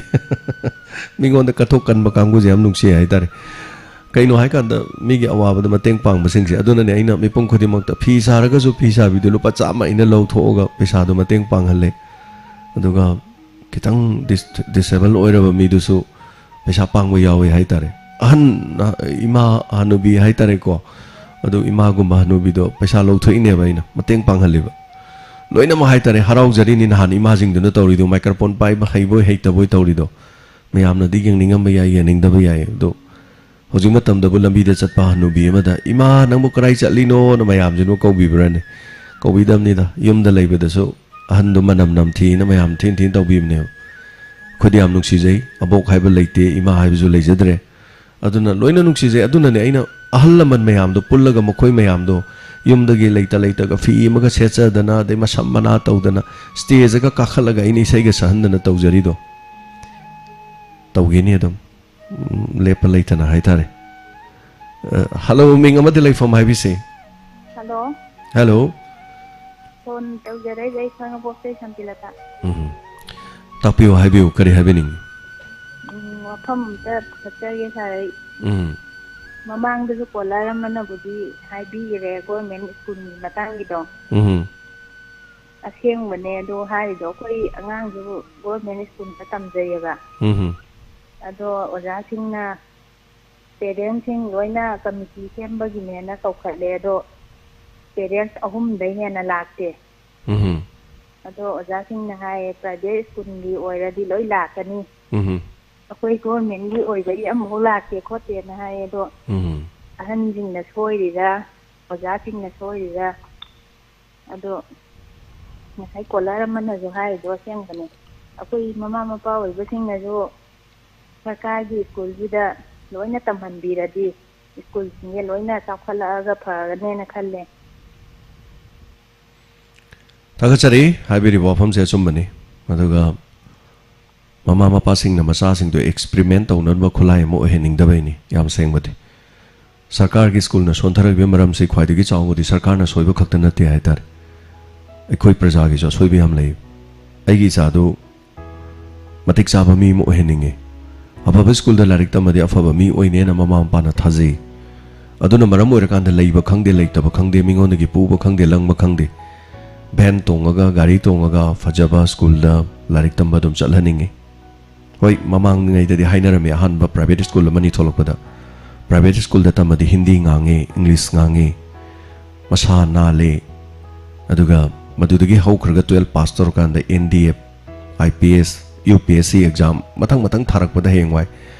ꯒ꯭ꯔꯦꯖꯨꯑꯦꯠ ꯂꯣꯏꯔꯀꯥꯟꯗ ꯃꯇꯤꯛ ꯆꯥꯕ ꯃꯤ ꯑꯣꯏꯌꯦ ꯍꯥꯏꯕꯁꯦ ꯃꯃꯥ ꯃꯄꯥꯅ ꯌꯥꯝ ꯊꯥꯖꯩ ꯃꯃꯥ ꯃꯄꯥꯅ ꯃꯆꯥꯕꯨ ꯐꯍꯟꯅꯤꯡꯕꯗꯒꯤ ꯍꯥꯏꯔꯤꯕ ꯃꯐꯝꯁꯤꯡꯗꯣ ꯂꯥꯏꯔꯤꯛ ꯇꯝꯍꯜꯂꯦ ꯅꯩꯅꯅꯤꯡꯉꯥꯏ ꯑꯣꯏꯕ ꯋꯥꯐꯝꯗꯤ ꯄ꯭ꯔꯥꯏꯚꯦꯠ ꯁ꯭ꯀꯨꯜꯗꯒꯤ ꯇꯝꯃꯒ ꯍꯧꯈꯤꯕ ꯈꯨꯗꯤꯡꯃꯛ ꯂꯣꯏꯅꯃꯛ IPS ꯑꯣꯏꯈ꯭ꯔꯕ꯭ꯔꯥ ꯂꯣꯏꯅꯃꯛ ꯃꯇꯤꯛ ꯆꯥꯕ ꯑꯣꯏꯈ꯭ꯔꯕ ꯍꯥꯏꯕꯗꯨꯗꯤ ꯈꯟꯅꯅꯤꯡꯉꯥꯏ ꯑꯗꯨꯝ ꯑꯣꯏ ꯍꯥꯏꯇꯥꯔꯦ ꯃꯁꯤꯃꯛꯅ ꯑꯩ ꯄ꯭ꯔꯥꯏꯚꯦꯠ ꯁ꯭ꯀꯨꯜ ꯍꯨꯟꯖꯕꯩ ꯋꯥ ꯅꯠꯇꯦ ꯄ꯭ꯔꯥꯏꯚꯦꯠ ꯁ꯭ꯀꯨꯜ ꯂꯩ ꯐꯩ ꯍꯧꯖꯤꯛꯐꯥꯎꯗꯤ ꯄ꯭ꯔꯥꯏꯚꯦꯠ ꯁ꯭ꯀꯨꯜ ꯉꯥꯛꯇꯅꯤ ꯂꯣꯏꯅꯃꯛ ꯃꯅꯥ ꯂꯧꯔꯤꯁꯤꯡꯁꯦ ꯃꯣꯏ ꯂꯣꯏ ꯃꯨꯠꯊꯠꯂꯁꯦ ꯍꯥꯏꯕꯗꯤ ꯅꯠꯇꯦ ꯑꯗꯨꯕꯨ ꯀꯔꯤꯗꯒꯤ ꯂꯥꯛꯏꯅꯣ ꯄ꯭ꯔꯥꯏꯚꯦꯠ ꯁ꯭ꯀꯨꯜ ꯂꯥꯛꯏꯗꯨꯁꯨ ꯁꯔꯀꯥꯔꯒꯤ ꯁ꯭ꯀꯨꯜꯗꯨꯅ ꯃꯑꯣꯡ ꯆꯥꯗꯕꯗꯨꯗꯒꯤ ꯃꯁꯥꯅ ꯑꯗꯨꯝ ꯇꯧꯈꯠꯂꯛꯏꯅꯦꯅ ꯂꯧꯕꯁꯨ ꯌꯥꯏ ꯇꯧꯕꯗꯗꯤ ꯍꯧꯖꯤꯛ ꯍꯧꯖꯤꯛ ꯄ꯭ꯔꯥꯏꯚꯦꯠ ꯁ꯭ꯀꯨꯜꯗ ꯅꯠꯇꯕꯤꯗ ꯑꯩꯈꯣꯏꯅ ꯁꯔꯀꯥꯔꯒꯤ ꯁ꯭ꯀꯨꯜ ꯌꯣꯛꯈꯠꯂꯁꯦꯅ ꯑꯩ ꯏꯆꯥꯗꯨ ꯂꯣꯏ ꯇꯝꯍꯜꯂꯁꯦꯕ ꯑꯗꯣ ꯃꯐꯝꯗꯨꯗ ꯅꯤꯡꯊꯤꯅ ꯂꯥꯏꯔꯤꯛ ꯇꯝꯃꯛꯇ꯭ꯔꯗꯤ ꯏꯆꯥꯁꯤꯡꯗꯨ ꯃꯥꯡꯉꯗꯤ ꯀꯅꯥꯒꯤ ꯗꯥꯏꯇꯅꯣ ꯑꯗꯨ ꯑꯣꯏꯔꯒꯗꯤ ꯑꯩꯒꯤ ꯏꯆꯥꯗꯣ ꯑꯦꯛꯁꯄ꯭ꯔꯤꯃꯦꯟ ꯑꯣꯏꯅꯅꯕ ꯈꯨꯠꯂꯥꯏ ꯑꯃ ꯑꯣꯏꯍꯟꯅꯤꯡꯗꯦꯕ ꯃꯃꯥ ꯃꯄꯥꯅ ꯑꯗꯨ ꯁꯔꯀꯥꯔ ꯁ꯭ꯀꯨꯜꯗ ꯇꯝꯃꯒꯗꯤ ꯃꯃꯥ ꯃꯄꯥꯁꯤꯡꯅ ꯃꯆꯥꯗꯨ ꯊꯤꯟꯕ꯭ꯔꯅꯦ ꯊꯤꯟꯗꯦ ꯁꯦꯟꯗꯜ ꯑꯃ ꯇꯣꯡꯉꯒ ꯇꯥꯏꯐꯥꯎ ꯄꯨꯟꯗꯦ ꯑꯗꯨꯝ ꯆꯠꯂꯤꯗꯅ ꯄ꯭ꯔꯥꯏꯚꯦꯠ ꯁ꯭ꯀꯨꯜꯗꯗꯤ ꯑꯗꯨ ꯌꯥꯗꯦꯕ टिफिन योमग मचाबु करम कांदा सरकार की स्कूल ममाना मनगंदा पोरा मचादु थिलकेन कनाम थिंदमने लैब खंगदे लैतब खंगदे मचादु लौब चतोइनी एक्टिवादा थाव हालगा तर तर लौरुदोइनी मचादु थाव लौनुबो हनबदा थाव लिटर मखाइमदा होरेनगी मखाइम होजिकी मखाइम नत्रगा ngasiगी मखाइना अप डाउन था मददि लुपा क्यानो थाव होजि लुपा चाम तरा कुन लुपा यांखै यांखै यांखै यांखै पारबदा लिसिंग अम चांगादि थावदो दुम लैथोखरे चौराकपद मचादुगी लारिक तमनबदगी चथोक चसेन फीगी पैसा ने पारुबदि लिसिंग तरुक तरेते दुम चांगे युमदा मुक ट्यूशन तौगी पैसाद लुपा लिसिंग अनि हुम अंगांग पुनः लिसिंग 13 म्यागदि संगजले पीङैदगी एनीवे अमा ओरे मसगी थौसिल सिंग से अखंग हेसिंग लोइना मखननि नबगी मतम अमदि ओइरे ने अदुगा अखोइना हारिस चिथब यारोंगनि लालंब यारोंगनि अमा ओरे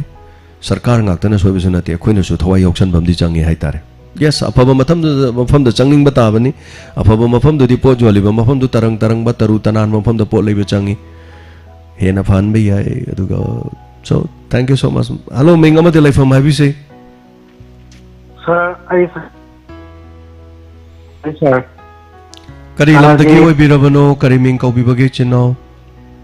ai ming hai jagre sir bon sa leiba bi bage tapiu mar bo an mamakda Hagachari, Sargi, Banana Pond over the Mihonti Ting, Hello, but over Iman Manadi. So, getting Mati, Sargi, Yamna, Awang, Magunduna, Aquina, Hena, name Banina. Yadi, Kanam, the name Balati, the Mahabi. Tori Kudingi, Papa, you took the director of her. Have you? I think a fidget meaning to upon this housing Matam Zeda. Kogisa should Larry Helaga for Samazama or a couple of society in one but Jan Labor, Manipuram or a couple and a Kaluvani. Adubo, silent observer Amoina. Hosiki or regular Angan Chin, father Hinarapa. It had an ancient Churum Papa, the Bat Hinaba. ꯑꯗꯨꯒ ꯃꯈꯣꯏꯅ ꯀꯥꯡꯂꯨꯞ group ꯃꯐꯝ ꯈꯪꯗꯕ ꯃꯐꯝ ꯑꯩꯈꯣꯏꯅ ꯍꯥꯏꯒꯗꯕ ꯃꯐꯝꯗꯒꯤ ꯑꯩꯈꯣꯏꯒꯤ ꯅꯤꯁꯥ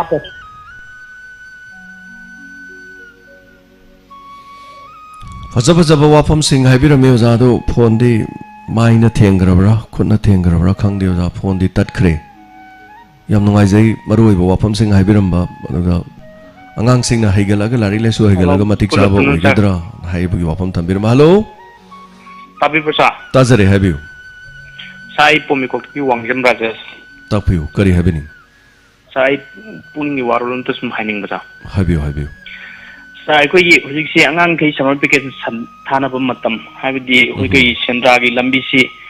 ꯁꯝꯃꯔ ꯚꯦꯀꯦꯁꯟ ꯊꯥꯅꯕꯅꯤꯅ ꯑꯉꯥꯡꯁꯤꯡ ꯅꯨꯄꯤ ꯑꯍꯜ ꯂꯃꯟ ꯃꯌꯥꯝ ꯑꯃ ꯀꯣꯏ ꯂꯥꯡꯅꯕꯀꯣ ꯁꯥ ꯁꯤꯗ ꯁꯦꯟꯗ꯭ꯔꯥꯒꯤ ꯂꯝꯕꯤꯁꯤꯗ ꯑꯩꯈꯣꯏꯒꯤ ꯕꯖꯥꯔ ꯃꯅꯨꯡꯗ ꯇ꯭ꯔꯥꯐꯤꯛ ꯖꯥꯝ ꯊꯣꯛꯄꯒꯤ ꯇꯥꯏꯞꯇ ꯐꯖꯅ ꯆꯤꯜꯂꯦꯕ ꯍꯧꯖꯤꯛꯀꯥꯟꯁꯦ ꯑꯗꯨꯗꯨꯅ ꯁꯤꯒꯤꯁꯤ ꯑꯩꯈꯣꯏꯒꯤ ꯃꯥꯒꯤ ꯕꯣꯠ ꯁꯥꯏꯠ ꯂꯩꯕ ꯂꯝꯕꯤꯁꯤꯗ ꯅꯥꯀꯜ ꯑꯃꯈꯛꯇꯅꯦꯕ ꯍꯧꯖꯤꯛ ꯊꯥꯔꯤꯁꯦ ꯁꯤꯁꯤꯅ ꯅꯥꯀꯜ ꯑꯃꯁꯤꯁꯨ ꯊꯥꯕꯤꯔꯒꯗꯤ ꯂꯥꯛꯏꯕ ꯃꯌꯥꯝꯁꯤꯗ ꯍꯦꯟꯅ ꯅꯨꯡꯉꯥꯏꯒꯅꯦꯅ ꯍꯥꯏꯖꯅꯤꯡꯕ ꯑꯗꯨꯒ ꯑꯃꯅ ꯁꯥꯔ ꯑꯩꯈꯣꯏꯒꯤ ꯀꯨꯝꯕꯤꯗꯒꯤꯅ ꯑꯩꯈꯣꯏꯒꯤ ꯅꯥꯄꯠ ꯍꯥꯏꯔꯤꯕ ꯂꯝꯕꯤꯁꯤ ꯑꯩꯈꯣꯏꯒꯤ ꯁ꯭ꯇꯦꯠ ꯍꯥꯏꯋꯦꯅꯦꯕ ꯁꯤꯁꯤꯅ ꯇꯥꯒꯗꯣꯏꯁꯤ ꯆꯥꯛꯄꯤ ꯀꯥꯔꯣꯡ ꯇꯥꯈꯤꯕ ꯌꯥꯔꯦ ꯅ꯭ꯌꯨ ꯁꯨꯜꯇꯥꯟ ꯇꯥꯈꯤꯕ ꯌꯥꯔꯦ ꯆꯨꯔꯆꯥꯟꯄꯨꯔ ꯐꯥꯎꯈꯤꯕ ꯌꯥꯔꯦ ꯃꯁꯤꯗ ꯂꯩꯔꯤꯕ ꯂꯝꯕꯤꯁꯤ ꯑꯗꯨꯛꯀꯤ ꯃꯇꯤꯛ ꯐꯠꯇ꯭ꯔꯕ ꯍꯥꯏꯇꯥꯔꯦ ꯁꯥꯔ ꯃꯁꯤꯁꯦ ꯑꯩꯈꯣꯏꯒꯤ ꯁꯔꯀꯥꯔꯒꯤ ꯄꯨꯛꯅꯤꯡ ꯑꯃꯨꯛꯇꯪ ꯆꯤꯡꯁꯤꯟꯅꯤꯡꯕ ꯊꯥꯒꯠꯆꯔꯤ ꯑꯗꯨꯒ ꯁꯥꯔ ꯑꯃꯅ ꯑꯩꯈꯣꯏꯒꯤ ꯄꯣꯃꯤꯈꯣꯛ ꯄ꯭ꯔꯥꯏꯃꯥꯔꯤ ꯁ꯭ꯀꯨꯜ ꯑꯅ ꯑꯃ ꯂꯩꯌꯦꯕꯀꯣ ꯑꯩꯈꯣꯏꯒꯤ ꯈꯨꯟꯒꯤ ꯃꯌꯥꯏꯁꯤꯗ ꯑꯗꯨꯒ ꯁꯤꯁꯤꯅ ꯑꯩꯈꯣꯏꯒꯤ ꯁꯥꯇ꯭ꯔꯁꯤ ꯌꯥꯝꯕꯗꯤ ꯌꯥꯝꯃꯦ ꯑꯗꯨꯒ ꯑꯣꯖꯥꯁꯤꯅ ꯒꯣꯔꯃꯦꯟ ꯁ꯭ꯀꯨꯜꯒꯤ ꯑꯣꯖꯥꯁꯤ ꯑꯃꯈꯛꯇꯪ ꯂꯩꯕ ꯃꯁꯤꯁꯤꯡꯗꯨꯒ ꯑꯩꯈꯣꯏꯒꯤ ꯏꯖꯨꯀꯦꯁꯟ ꯗꯤꯄꯥꯔꯠꯃꯦꯟꯒꯤ ꯄꯨꯛꯅꯤꯡ ꯆꯤꯡꯁꯤꯟꯅꯤꯡꯕ ꯑꯗꯨꯕꯨ ꯄꯣꯃꯤꯐꯣꯛꯀꯤ ꯂꯩꯕꯤꯔꯤꯕ ꯃꯌꯥꯝ ꯄꯨꯝꯅꯃꯛ ꯑꯗꯥꯏꯗꯨꯗꯒꯤ ꯏꯖꯨꯀꯦꯁꯟ ꯃꯤꯅꯤꯁꯇꯔꯗ ꯃꯦꯃꯣꯔꯦꯟꯗꯝ ꯑꯃꯒꯥꯏꯗꯤ ꯄꯤꯈꯤꯕ ꯈꯣꯠꯄ ꯌꯥꯎꯕ꯭ꯔꯣ ꯑꯗꯨꯃꯗꯤ ꯄꯤꯈꯤꯕꯗꯤ ꯂꯩꯇꯦ ꯑꯗꯨꯒ ꯖꯦꯠꯒꯤꯒꯗꯤ ꯑꯗꯨꯝ ꯏꯟꯐꯣꯔꯃꯦꯁꯟꯗꯤ ꯑꯗꯨꯝ ꯈꯪꯉꯤ ꯄꯣꯠ ꯍꯣꯏ ꯃꯗꯨꯁꯨ ꯐꯖꯨ ꯐꯩ ꯑꯗꯨꯒ ZEOꯗꯁꯨ ꯇꯧꯒꯗꯕꯅꯤ ꯑꯗꯨꯒ ꯏꯖꯨꯀꯦꯁꯟ ꯃꯤꯅꯤꯁꯇꯔꯗ ꯇꯉꯥꯏ ꯐꯗ꯭ꯔꯗꯤ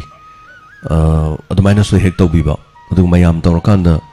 ꯆꯤꯞ ꯃꯤꯅꯤꯁꯇꯔꯗ ꯍꯥꯏ ꯁꯤ ꯀꯥꯏꯅ ꯂꯩꯕ ꯃꯍꯥꯛꯀꯤ ꯀꯩꯅꯣꯗꯁꯨ ꯍꯥꯏꯐꯦꯠ ꯍꯥꯏꯕꯗ ꯔꯦꯁꯄꯣꯟꯁꯀ ꯂꯧꯔꯛꯑꯗꯤꯀꯣ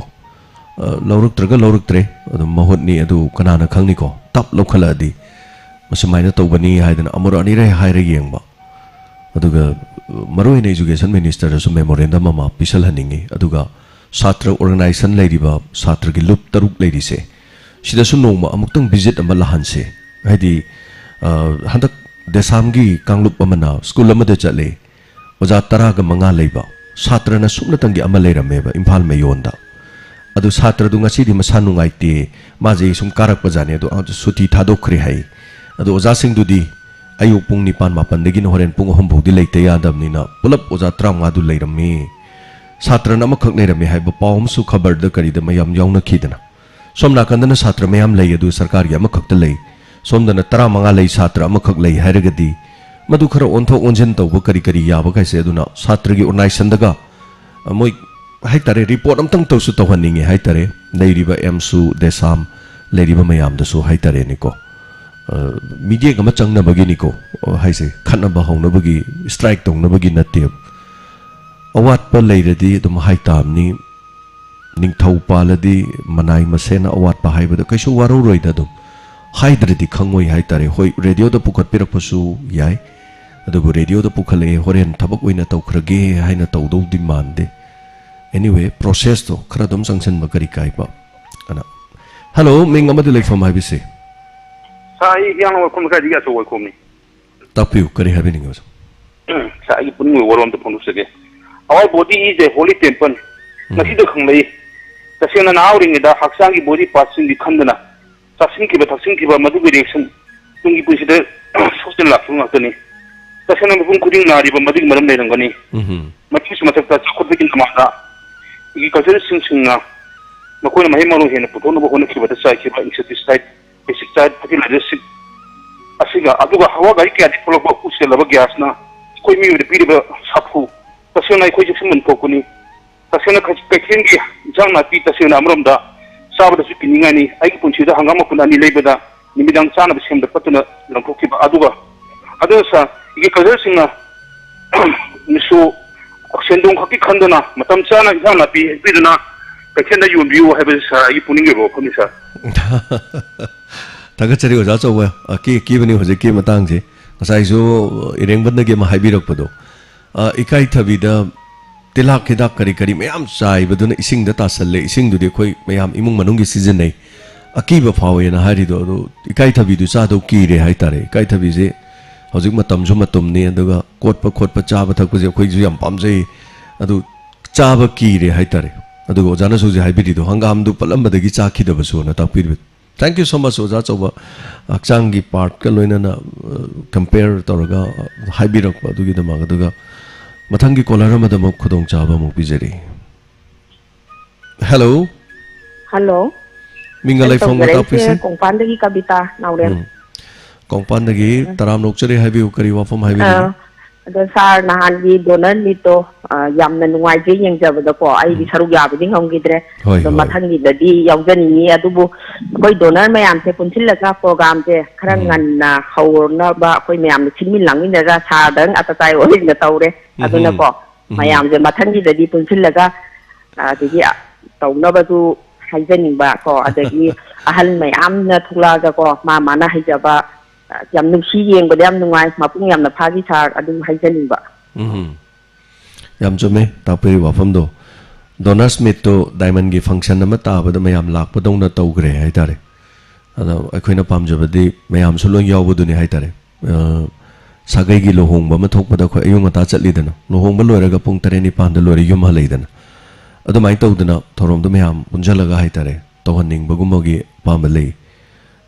akhoi dis da su stop no pa su yam leijade adugo staff sing ayamba haitare sida leibi staff sing sidi masa masa gi mathau amamam tongana loi leijaba ngaktani sida leiri sing jini hingba ngamba na tamni na magi thabak ingang loin tawi tonga tongan basing aduna thabak thorom tholokanda thorom thokpudugi manung du khak natana tai mokhoi da su matam sangdi aduga khoidi somda thorom tawringe da somda su thorom tha de yadamni na staff ani masu kudong chatamni na haitare yam nungai ge de yam wa khi haitare aduga mayam akhoi palap onjanaraga tawbuduni akoina pambati aduga hoi haukhre punamak akhoi gi budi kaisu kaiba leite adubu tawhaningba khra haitare ko no mathang dadi awon bala potion thagachari karigi damak tawrino hairadi adugum laba lai gi macha gum ne na lojari ni haitare makhoi bu ikai khumna jabani adubu ikai khumna jari bat sing aduna mangda lengsin bidradi kari tawroni tawjari ba hona jari ba punamak to makhoi gi damak taneba so thagachari brojen har gi matang da haibirakpa labuk da santhi aduga tay thambagi wafam sing na takpirakpa sing se yam chummi hello ming amadi leifam haibiu hello tazari haibiu ai kyang be wang kai environment ge mamang dagi lalita na mai rakpam tapiu ai diamond gi donor amadi wajde adu diamond radio je tajar ko jam kujere ba ahan dagi mahabharat e khogdor pa kan ge dai dagi vitar dum hogjere so da hogi crime report ai yam nungai je dagi kanusna puning warol so dum nungai na dum ta je ta ba gidi do radio su de yang kuina dum tajar aba ado inspector ta ya ji am nungai je do hoi ada mayam gi mot mayam am de ai ye dum yeng je youtube ta su yeng je ai ji radio da ngau je mi ne ji radio da ngak ta ne ai tok je ri sidi hoi ada hoji kan di ai su youtube ta khagu di yeng je re do ayam nai di dang theng ba je di radio ta ta je ngak ta ne ba hoi ada koi sergeant ki kaino si inspector ta ya che mayam ji mot yam pi bi ko inspector ta ya lu ngan biro du to biro kai pa bi ti ko ada ai gi mot ne di oja james ki khom da kai tan sum tham jani ni ko waro bi dia de ko gi che ai lanai yu ba mot hai ta re ada lu hong ba di lai sa da ai di tia to gi ni kham de yang wa je ba do inspector ta ya dia to gi ni ko kan kham de yang wa je ba hoi ada dia to han biginu ai na hajani che dia to han biginu sang ba sirel ma woi han biu ado oja james su hakjang nai ko li hadagi ai adum ta je sakhang mai khang na jada bagi wani ado ta singna oja james na binu oja gi personality ai yam thagat cheri bani punghai ma khari hen ba pung muki matam oja james sa tonga ba role lobi ga ek to bi ba mayam se ai di yamna genius ne lojari ni yam nungai jei oja ada ojabu thagat ge na tang di phone tang di tawjege sum khanjara ko na si tan ja na phangjare yam nungai je oja thank you थागतचै याम नुंगाइजे मतुंग ताबदु जोंतंग diamond नक्तंग कोइजेरके ओजागा जोंतंग साखंग वाइखंग नंग तंदि ओजा खुद सोंग जेनिंगबदु यामना थागतचरि लापियो अदम थोंग लाउना अदम हांदोकचै तौबददि लाक्ट्रिङैदा आई थबक चथोकप खोटपगुम हांबियो लामगा आई थेंगनदबगी नुंगाइतबसु दum याम लै samna harda ngasi pung mari phawbudi leijani mari gi matung jai out of station oirani ngasi se kangla sangom sang mafam aduda kugi thamoi gi makol haiba lila se DDK Doordarshan Kendra Imphal gi oina thorom se record tawgadaba aduna hari basil record tawbam se kangla sangom samda tare aduna hari mafam se ai nganna chatkani so aduna maram orakanda so samaina leire haitare yes kaisu kaiba leite aikoi gi sakhangdrasu khonjel da madi koina tawjari basing da khangbase adum nungaijai mayam support tawbiu donors yaudраbasu karim kaide donors yaudaba mayam lei donors yaudaba adum tha gi mateng pangbiba pangbi-daba support tawba pukning na wahi na ko thank you so much paisa di karisu nate adom gi pukning gi wahi adom gi thamoi gi kachinda diamond radio gi tawjari ba chen chongjari ba punamak ki mafam phida ama pibibado madudagi hena chawba mahi leitre na haijage soirabada lalabada ngapiu chingkhatpiu tusillabasu haugatpiu matam punamakta sangduna leiraba upal ama oinaba honabada aikoi punamana leikol amada ngak sen leibagum lekhal leichu tongan tongana saliba singa se amatta oina matam punamakta ken banaidraba mut banaidraba oinaba honamina si na haijage hello mingabadi leifam haibiu hello sir how could they travel go sir tap you akhuna igi gida serial number moina piraga harji phangani na haiba adu gida kwai de go serial number ai gidu sir lising ohunga tamapan kumpu gani ba ne ba sai da amu sallaga hanguba kanda igri upsa na kariage bo ngarang tibini decision ama phamaga emili hinda pirani han akoina thajaluba serial je karimbo kana roy ado noina xerox sangjiba paisa du lupa ani ni ori jo handuk chegi masi kadai bu kum duri buno haibaji chumme madu chumme ojana tabiriba paudu pura chumme ngasigi inspector tayagi wari da issue kharadi sum hapi dano ngasi druboga itoga wari sanabada yauba tangkak ama oiradoini mayam do horen tahauda basing su tanaba ino achumbani kendra khodimakta leiriba constitution magi tongan to leba kendra gi assembly constitution gi da MLA na magi kendra du da har pirane piga da mamalna lupa chani ga humpu taruka paisa marfu da piga neba har gi mamal se har si bora oina pidoira imung ahum punchalaga amamam piga daurira madudi haying yelakpada khangani chief minister na haikre madudi rajniti gi dola doli thibe yaroi congress BJP thibe yaroi har MLA na niyom chumne yengadabani aigi migi thibe yaroi lauriba mi sing adugi maming matha fazana pikhalakadabani haidana chief minister na wafam sing ngarang phongdokre aduga tonga ba kendra singi haitare MLA hompu loini yawe ngarang party manadaba mayam loina phamaga na chief minister na warep tu ta khibani hauji lomi sing se har phangdre yamna ware har hauji gu sig stock ta leiri se lakh amaga lising kunthra leyeba hauji se aduga ngasi se imphal da thungdoi se lising kunthra ma thunganeba hayeng another lising kunthra ma so hayeng thungdori hangchit masem amasuk thungdori har se aduna hari basing se MLA gi khuthang da pirani hari horen amuk yetna bakhra yauri mari di wari sida kari hai tare khoi gi ito na hari as adudi samai tawdana vote pi da basing di har lo chang bad kramai tawdori no khotori no gan wari khara yaur ko dori so sigi wafam ji tholokadra thoidra madumadi yengminar se oza so MLA khuthang da pirani hai se achumbani adom na matam mang khiba queue lep khiba mado punamak manga dori hai ba wafam si ju sumga dori yemina sikari lakadagi habado sarkar na kari wathok amuk kari warol amu haitare tholakadagi do yemina rasi na wafam ji thamjarakanda mathangi kolarama khudong jaba mu pijari ngarang se ekoi aiga samulai lapam khogendro sarmana yam angakpa makhak haitare diamond radio da to bikre mayam da share tawra sum tamjaning bani ꯃꯃꯥꯡꯒꯤꯗꯁꯨ ꯑꯩꯈꯣꯏꯒꯤ ꯏꯇꯩꯃꯨꯈꯤꯅ ꯑꯗꯩ ꯍꯦꯝꯕ ꯒꯨꯔꯨ ꯃꯌꯨꯝꯒ ꯇꯧꯔꯀꯥꯟꯗ ꯈꯦꯆꯤ ꯊꯤꯜꯂꯛꯈꯤ ꯍꯥꯏꯇꯥꯔꯦ ꯁ꯭ꯅꯥꯟ ꯖꯇ꯭ꯔꯥꯒꯤ ꯑꯗꯩꯗ ꯈꯦꯆꯤꯗꯣ ꯊꯤꯜꯂꯛꯄꯗ ꯑꯩꯅ ꯁꯨꯝ ꯐꯝꯃꯒ ꯒꯥꯡꯃꯩ ꯃꯈꯣꯟ ꯁꯥꯔ ꯆꯥꯕꯤꯔꯣꯅ ꯑꯩꯗꯤ ꯐꯝꯃꯒ ꯁꯨꯝ ꯆꯥꯔꯨꯕꯅꯤ ꯒꯥꯡꯃꯩꯒꯤ ꯈꯣꯟꯖꯦꯜꯗ ꯁꯥꯔꯒ ꯑꯁ ꯈꯦꯆꯤꯁꯦ ꯍꯥꯎꯈ꯭ꯔꯦꯗ ꯀꯔꯤꯅꯣ ꯇꯧꯔ ꯁꯨꯝ ꯆꯥꯕꯅꯤ ꯑꯗꯨ ꯃꯌꯥꯝꯅ ꯁꯨꯝ ꯅꯨꯡꯁꯤꯕꯤꯗꯅ ꯌꯨꯇ꯭ꯌꯨꯕꯇ ꯔꯦꯗꯤꯑꯣꯗ ꯊꯥꯕ ꯄ꯭ꯔꯣꯒ꯭ꯔꯥꯝ ꯅꯠꯇꯦꯀꯣ ꯑꯗꯨꯒ ꯑꯩ ꯐꯦꯁꯕꯨꯛ ꯄꯦꯖꯇꯒ ꯊꯥꯒꯠꯄꯅꯤ ꯅꯨꯡꯁꯤꯕꯤꯗꯅ ꯂꯩꯕꯥꯛ ꯃꯌꯥꯝꯅ ꯌꯦꯡꯕꯗ ꯃꯤ ꯂꯥꯛ 4-5 ꯌꯦꯡꯕꯤꯈꯤ ꯍꯥꯏꯇꯥꯔꯦ ꯈꯦꯆꯤ ꯆꯥꯕꯗꯣ ꯑꯗꯨ ꯉꯔꯥꯡꯁꯨ ꯁꯃꯨꯔꯥꯏ ꯂꯥꯄꯝ ꯑꯩꯒ ꯈꯣꯒꯦꯟꯗ꯭ꯔꯣꯅ ꯈꯦꯆ꯭ꯔꯤꯁꯦ ꯀꯣꯔꯐꯨ ꯑꯃ ꯊꯣꯡꯉꯦ ꯍꯦꯛꯇ ꯄꯨꯔ ꯂꯥꯛꯄꯅꯦꯕ ꯎꯇꯤ ꯀꯣꯔꯐꯨ ꯑꯃꯅꯦ ꯑꯗꯒꯤ ꯀꯔꯤ ꯄꯀꯧꯔꯥ ꯑꯗꯒꯤ ꯊꯝꯅꯥꯒ ꯌꯥꯎꯔꯒ ꯍꯥꯏꯇꯥꯔꯦ ꯗꯥꯏꯃꯟ ꯔꯦꯗꯤꯑꯣꯗ ꯉꯔꯥꯡ ꯄꯨꯡ 2 ꯇꯥꯔꯛꯄꯗ ꯑꯗ ꯑꯩꯅ ꯁꯦꯝ ꯄꯥꯝꯕꯤ ꯑꯃꯈꯛ ꯊꯥꯈꯤꯕ ꯁꯦꯝ ꯄꯥꯝꯕꯤ ꯑꯃꯈꯛ ꯆꯍꯤ 10-5 ꯆꯪꯅ ꯁꯦꯝ ꯄꯥꯝꯕꯤꯒ ꯑꯩꯅ ꯊꯥꯈꯤ ꯑꯗꯨ ꯑꯩꯈꯣꯏ ꯏꯅꯥꯎꯅꯨꯄꯥꯒꯤ ꯌꯨꯝ ꯁꯥꯕꯗ ꯌꯥꯗꯕꯗꯒꯤ ꯍꯣꯡꯗꯣꯛꯈꯤ ꯍꯥꯏꯇꯥꯔꯦ ꯁꯦꯝ ꯄꯥꯝꯕꯤꯁꯤ ꯁꯤꯈꯤ ꯃꯗꯨꯒꯤ ꯋꯥꯔꯤ ꯑꯩꯅ ꯄꯨꯛꯅꯤꯡꯒꯤ ꯋꯥꯔꯣꯜꯗ ꯅꯣꯡꯃ ꯂꯤꯔꯨꯕꯗꯒꯤ ꯑꯩꯒꯥꯁꯤꯅ ꯁꯨꯝ ꯅꯨꯡꯉꯥꯏꯇꯗꯅ ꯂꯩꯔꯝꯕꯅꯦ ꯑꯗꯩꯗ ꯍꯦꯝꯕ ꯒꯨꯔꯨ ꯃꯌꯨꯝꯒ ꯑꯩꯒꯥꯒ ꯇꯥꯟꯅꯔꯀꯥꯟꯗ ꯑꯩꯒꯥꯒꯤ ꯌꯨꯝꯗꯒꯤ ꯁꯦꯝ ꯄꯥꯝꯕꯤ ꯑꯄꯥꯟꯕ ꯍꯥꯏꯇꯥꯔꯦ ꯁꯦꯝ ꯄꯥꯝꯕꯤ ꯍꯧꯖꯤꯛ ꯁꯦꯝꯗꯨ 6-7 ꯄꯥꯜꯂꯦ ꯄꯥꯝꯕꯤꯗꯨꯁꯨ ꯗꯥꯏꯃꯟ ꯔꯦꯗꯤꯑꯣꯗ ꯉꯔꯥꯡ ꯊꯤꯟꯕꯤꯔꯛꯑꯦ ꯑꯗꯨꯒ ꯍꯩ ꯔꯥ ꯃꯌꯥꯝ ꯑꯃꯁꯨ ꯊꯥꯅꯕꯒꯤ ꯄꯤꯕꯤꯔꯛꯑꯦ ꯍꯥꯏꯇꯥꯔꯦ ꯃꯁꯤꯒꯤꯗꯃꯛꯇ ꯑꯈꯟꯅꯅ ꯁ꯭ꯄꯦꯁꯤꯌꯦꯜꯂꯤ ꯑꯩꯒ ꯁꯃꯨꯔꯥꯏ ꯂꯥꯄꯝ ꯈꯣꯒꯦꯟꯗ꯭ꯔꯣ ꯍꯦꯝꯕ ꯒꯨꯔꯨ ꯃꯌꯨꯝ ꯑꯗꯨꯒ ꯂꯥꯛꯄꯤꯔꯝꯕ ꯄꯨꯝꯅꯃꯛ ꯍꯥꯏꯇꯥꯔꯦ ꯍꯟꯅꯅ ꯊꯥꯒꯠꯆꯔꯤ ꯃꯁꯤꯒꯤꯗꯃꯛ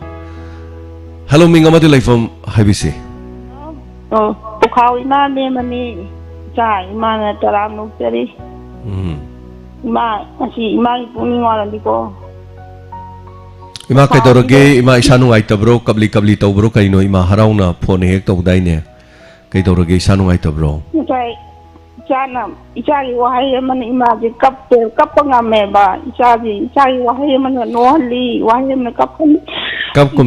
se ima kaptabida tawse ima na ko binaba leyte ga habdo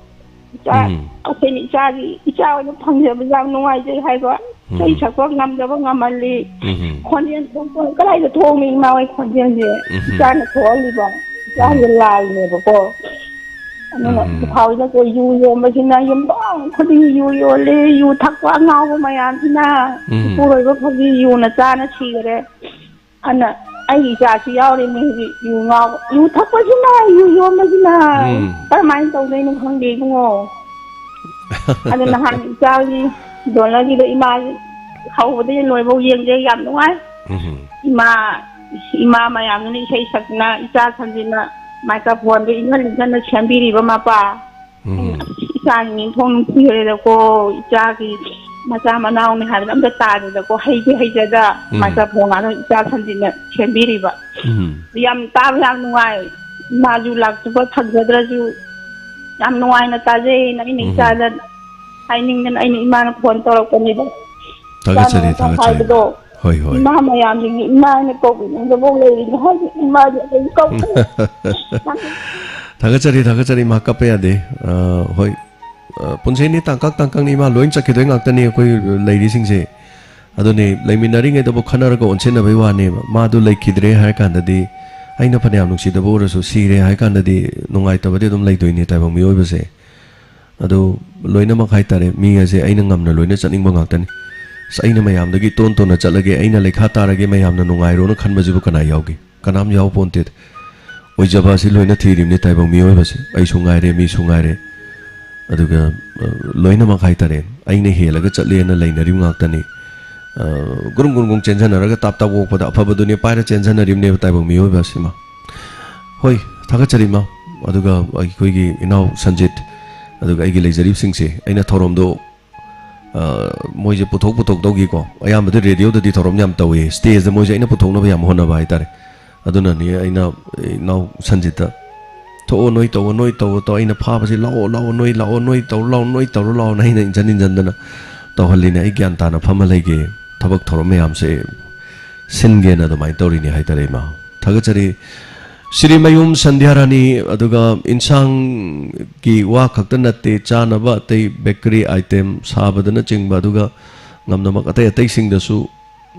khoi gi akiba gi haitare wafam sing pun tambirak pase achumbani bakery gi item sing saba se su hojikan di mechin atai tholok tana saba khot pe yaure day to day nongmagi chariba adagi atai sing hai tare ne mitop mian cha sing naga sabadi khong na tot pa khong na semba ga ju uba yaw yak sabado khono urum na tam ni na hai tare section ningai ore masi kaktan aduna cha hinjang gi matang de khalluradi hawai khara thoi ta leiraba hawai du ising da phajana tingthok piraba hawai si su pesticide hapeba pesticide hapi ji gari gi no hai kanda sum cha danaba aduna hawai si su pesticide hapado pesticide si ising de chamthok pitare hawai gumbase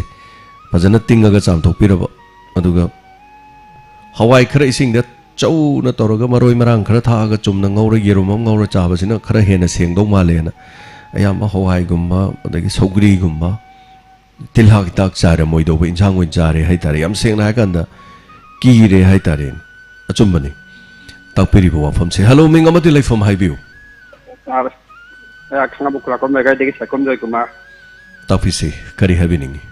ojik ima bu khau degi ma mana kamna ta do i kha tamjak ko do yam ni sije kai ma do hoi hoi ojik chi khul khuding mak tha ko tare songkal khuding da yung khuding da yu yon bagi jane di mulai re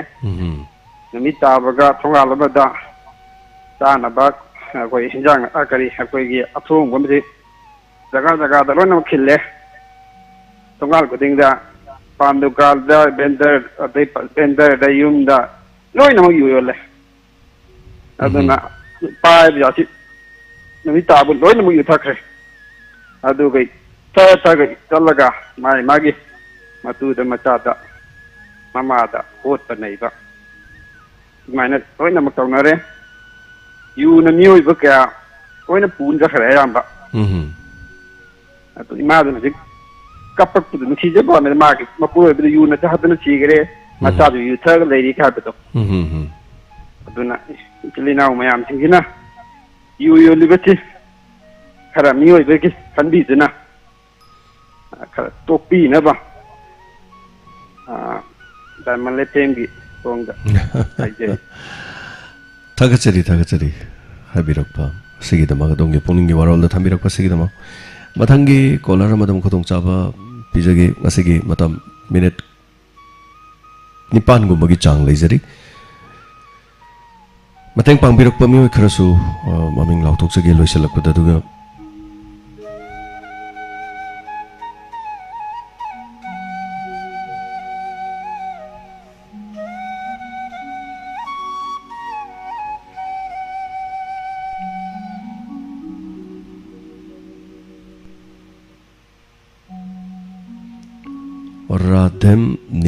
Radhamni call tat kre dona to bira call mathangi caller da khudong chabang pizari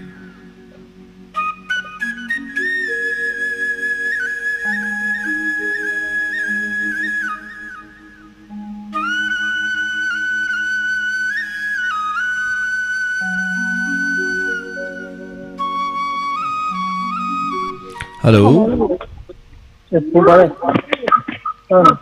hello sir Minga mate like from IBC. Oh, I say Thanga dagi I morang them herojit. Tapi herojit kali. kali. I say an ba caller ne han kanun chigu ne chune chigu na. Aziksi tase mamang da so sarji program ma taza garaya amtang saga wari chana jage program do yaw jage na tawbune to mamang do se am try tawne phangi dre ngsi bira ko khawdu phanga. Tagi program jing ta am nuai je. Plus azisa ai ngasi pung ni waranda nanang thamtning isi ai se okra budi loi je busa. Ado okse koina jaga se so bazar dagi su khara lapa daga koi veterinary hospital ji so ida ya kanu tau da. Ado yam nana rak pagi kot pagi am se am wanai ru hagi jisu koi lekai mak su tum uglong na kana gum su na ba yawe. Ado namari le na ba kanu su una ba phang da ne na to na experience yam lai ta ba. Ado section thorang se kai kai lo bu ya bu no. Si yo pham ji su beteng no le ga di khang ba. Tagachari ko chu madu matang do akhang hai sing unaraga wari watai sana na ba yam kan hona jari. Section thorang hai tare ko lokhot pe ya ba kari kari lege se veterinary department degi hari basi da kari kari to birok pe ya ba ge kari khong thang lak pe ya ba ge no ꯑꯗꯨꯒꯨꯝꯕꯁꯨ ꯀꯌꯥ ꯌꯦꯡꯁꯤꯟꯅꯅꯕꯒꯤ ꯍꯥꯏꯇꯥꯔꯦ ꯈꯔ ꯑꯗꯨꯝ ꯂꯩꯖꯔꯤ ꯑꯗꯣ ꯍꯧꯖꯤꯛ ꯍꯧꯖꯤꯛꯇꯤ ꯏꯁꯥꯒꯤ ꯂꯣꯔꯤꯗꯨ ꯅꯥꯕ ꯈꯣꯠꯄꯗꯤ ꯌꯥꯎꯕꯤꯕ꯭ꯔꯣ ꯑꯩ ꯏꯁꯥꯒꯤ ꯑꯣꯏꯅꯗꯤ ꯅꯥꯕꯗꯤ ꯌꯥꯎꯗ꯭ꯔꯤ ꯍꯧꯖꯤꯛ ꯂꯥꯏꯆꯠꯀꯤ ꯑꯣꯏꯅꯗꯤ ꯑꯗꯣ ꯃꯥꯁꯦ ꯀꯩꯅꯣ ꯑꯩꯈꯣꯏ ꯐꯨꯔꯤꯒꯨꯝꯕ ꯑꯉꯥꯡꯕ ꯃꯆꯥ ꯃꯆꯥ ꯊꯣꯛꯑꯒ ꯃꯈꯣꯡꯁꯦ ꯑꯗꯨꯝ ꯇꯣꯏꯅ ꯁꯦꯠꯄ ꯑꯗ ꯑꯩꯈꯣꯏ ꯃꯣꯏꯔꯥꯡ ꯕꯖꯥꯔ ꯑꯩꯈꯣꯏ ꯁꯤꯒꯤ ꯀꯤꯂꯣꯃꯤꯇꯔ 3 ꯆꯠꯂꯒ ꯃꯣꯏꯔꯥꯡ ꯕꯖꯥꯔꯗꯒꯤ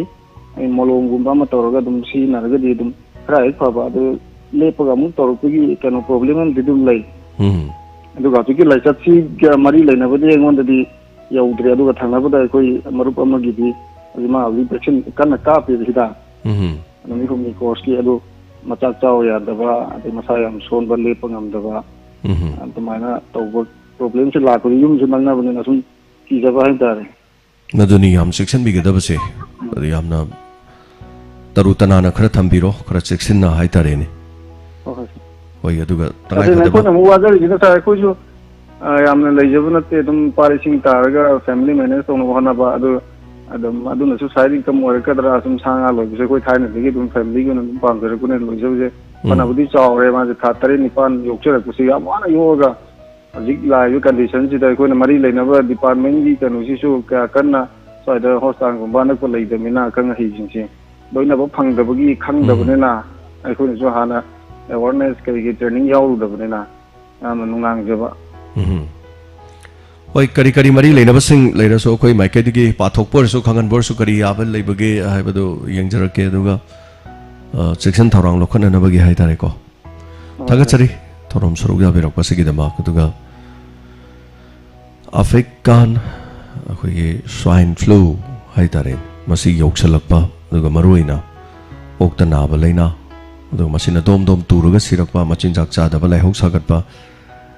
सिगुम खुदों चादबा कया सिना हाइतारे सिबु फार्म तौदुना हिंग्लिबा मियोय सिंगददी अचौबा चैथेंग अमा दोम दोम तुना सिखरगदी असु कोइरम मतमदा मखोइदा चंगकिबा थालकिबा पैसा चंगिबा लोय मांगदुना हेलो हेलो मिंग अमा दिलेफम हाइबिसि यारबी तो तगे कंबी कजे होय तापिउ करी हाबिनी हौजिसि नुआइबा बिसि ai पेट्रोल को पंप नुआइजि वानी हौजिसि अतुकी मति नुआइबि वारे ता जेम्स लंबी दई थोंग दगी सिंग दई मासिंग दगी अदुगा अंजो केन दगी ओइना अदु लंबी जे अतुकी मति नुआइते असि हारगा लंबी तो पोकली काइ नै अदु आइने सु पानिंग जे अदु पंदे यादन पलानी अदु ngaraंगसि ताना तोरी मो आई कोई कनाम जो हंगे लंबी दा नु खरे सैसल मगा जिसे मगा नसी यंगी नोंदु नोंगु पुंग गुत्र मु लाइदे होय आदमी समाज में दामे जेने दाम जो केंद्र यो ने जी कितन पुथों दा आई तो जे कनी जारी वस बनी अदु जि फंगबजिता याम नुआ जरे अदु गाय को ये अंजो केंद्र यो ने जी इलेक्शन एक लोबगा दे सरकार सेमी बतगी हौना होजिसि तेंगे जी बाई मेदे ये नक लाइरे जिसे अदु नवाकत तुमजु थोकते आई कोई कमिटी नि सेमगा वाकत सिरा इनखाने अदु नादुना मुगा कई वरकते ये खादे गुसी वाकत तुमजु लेतो ना टवे अदगी मतुं लायो ने ना जिसे मुगा हार घर पे ना वाद पे मतुदा कनाला थुंगो कनाला थुंगदो खंगरे मरिजिना वाकत पंसु लेने तना तोंगरे अंगपनी जी तौलिबा मणिपुर की सरकार अन तौजे जे सिकल्ता निंसंग जगिना तौजे पनी वरा विबे यादे थागचरी कैसु असोइबे याउदे याम नुंगाइजै हाइबिरकपा सिगिदमा थागचरी तोंगा तोंगानबा मफम कयादगी मियोय काना मागी खुंगंगदा दुगा मागी जगादा थोलिबसिंग तंबिरकपनि हनना थागचरी अतोपा मयले काइदगी खांगेंबम इंद्रमणि डायमंड की दमा पाचनी पिबिरंबा थागचरी अदुगा सरमलाई लापम खोगेंद्रो शर्मा सेम पांबी लैचारा पिबिरंबा लोइनना खिचड़ी हौरगा पुबिरपा पिबिरंबा दुगी दमा हनिया लेतना थागचरी मथंगी कॉलर मद खुदोंग चाबा पिजगे कॉलर अनि और अहुम लखोट याबगी तंजा लेरी सिदंग येमिनसे अदुगा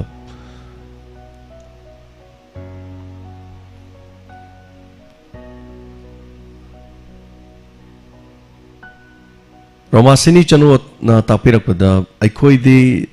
in call the gay, in call Coipam later Banina Katil the Gilay Chabanatan o Pilate. Channing Bako Banina Katil the Gilay Rupa Pot Sing se. Nongan Bada Patli, Saugri Maroi Faubo Patli, Hard side of a Male in a Tapiri. A Chumbani, happy river from the Saugri the Opachala, the Kedoronico. Am Luri Haitare.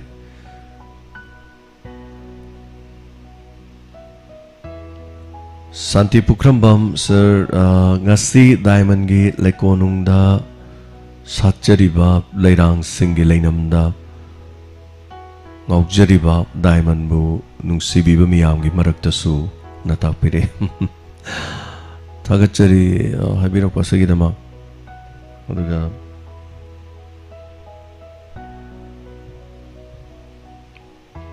thagachari premila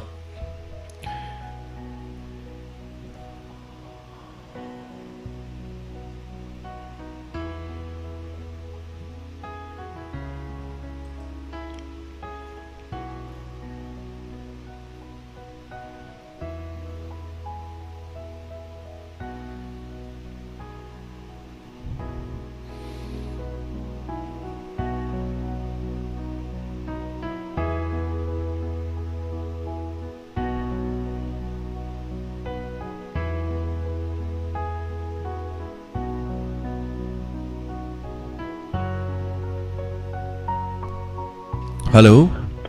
Hello. Sir. Top you. Phone to Jerry How Patri Makalaka de I couldn't get any sir. Top you. I say that some people start to become the way among the Pulara Mana, how we did go. The quick thing never can also do Madame Day and I have to Jessa. I want the thing up to written with it. You know, the Midapu and the Bakan hijack only. Could get Saxi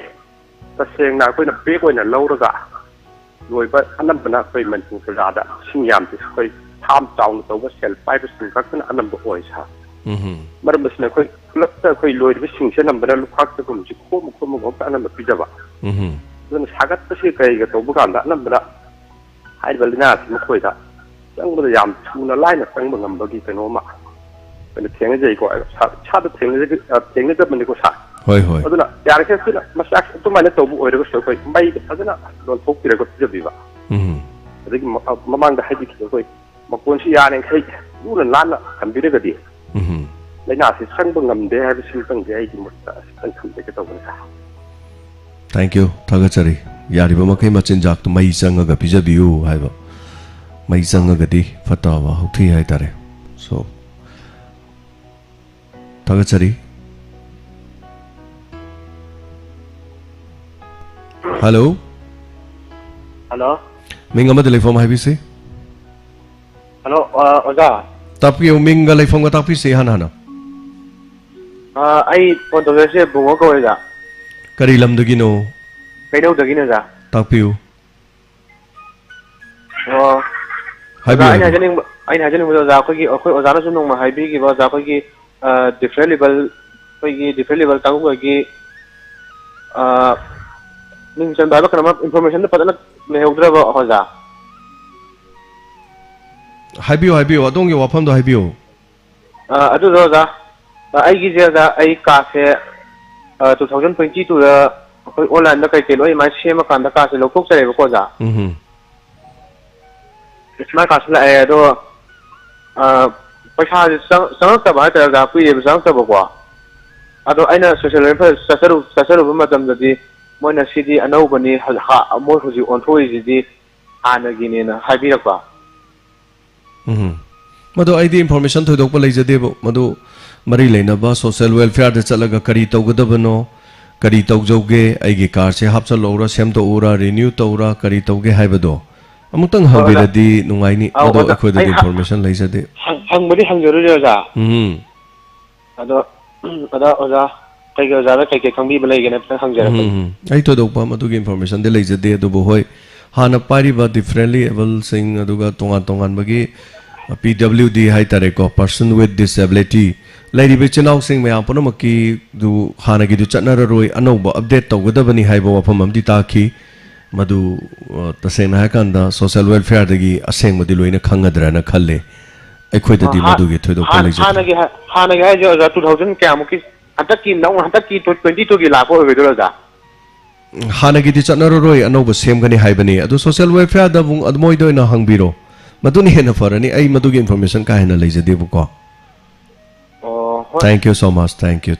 मखोइ दमतंग चटपिरो social welfare दा मखोइदा चलगा मखोइना करी तौवीगी करी तौगनी करी तौजौगे हाइबदो अमतंग हंगबिरो अदुगा खंगबिरनी अदु नत्रदि हानागी दि ओरदि पैसा चंगोइ हाइगम तौबनी मदु आई तसेंगदि खंगजदरे असिगे रोइबो कोलो लोखचगे हेलो हेलो मिंगल लाइफंगा तापिसी कनोनी सा आई कंगा सिपाही लक्ष्म पारी कौए अदो कहीं हंजगे तो प्रोग्राम गति कितने बार चलने रहे तो साथोगे लीला में लगी बसी कंगला तो वही ब्रबा कंगला दने ओ अदु की हंजगे तो आई याम देंगे जबा करी लीला औरम नो लीला से फर्स्ट ता की लीला थमोई की मखोल होय होय अदु की सुम हंजे पे सा वरु बिया देखो थागचरी अबिरको सगी दम थमजरे थैंक यू सो मच सगी रोइबो कॉलर अदुगा मखताना सगी कॉल खचररोय हनना थागचरी सगी पुनिंग वारोल दा मपुंग फानबिरिबा पुनमक ताबिरिबा मयाम साइकोम विकास सिंह रशिया यूक्रेन के अपडेट तो बिरोन तापिरकपा रशिया यूक्रेन के अपडेट सो पीबो ngamdre toidok रशिया यूक्रेन की दी toidok याम कन कनो लेते चप मानरी हाइतारे अदुम लान अदुम तौरी रशिया ने यूक्रेन की मायोक्ता चथरिब लान चप मानना अदुम संगचल्ली अदुगा G7 लीडर्स सिंग जेलेंस्की का उनखिबा अदुगा USA ना नासाम्स हाइबा वरमाले अदुगा मोइगी एयर डिफेंस सिस्टम पीरगनी ngarang su khulai makhan nama pirani na muk lau thokre atopa makhan khulju khulai me ama mateng pang dana dum leiri lan tauri Ukraine di loi re puntoi toire habi gai chama gi manung da 30% de Russia na pai gre aduga hoi matam gi matungina ai update torok na bohona jage thaga chari masigi da mokta di pungning gi warol torom matang solution jare masigi inspector te Shoidana tabi ungarang tabi kibaseng nga sige tangka ki makada kari lakadagi haibado yengminasi taminasi makata ba thorom sing matang taminasi puning ge warol thorom gi damakta di tabi riba sing bu james sakur jamna thorom lo shin jabagi ihaba luxury thorom sadok saki bede soi ki ba lan ki ba punamak tabi riba sing na pukchel chaw na nga pi gani punamak pu khurum jare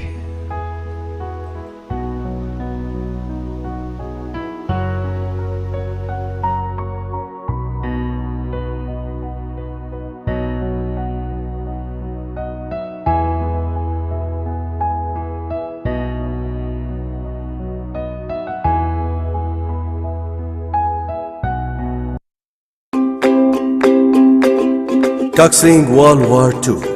Memorial Run is big. COVID namaram oiduna chahi ani lepluruba matungda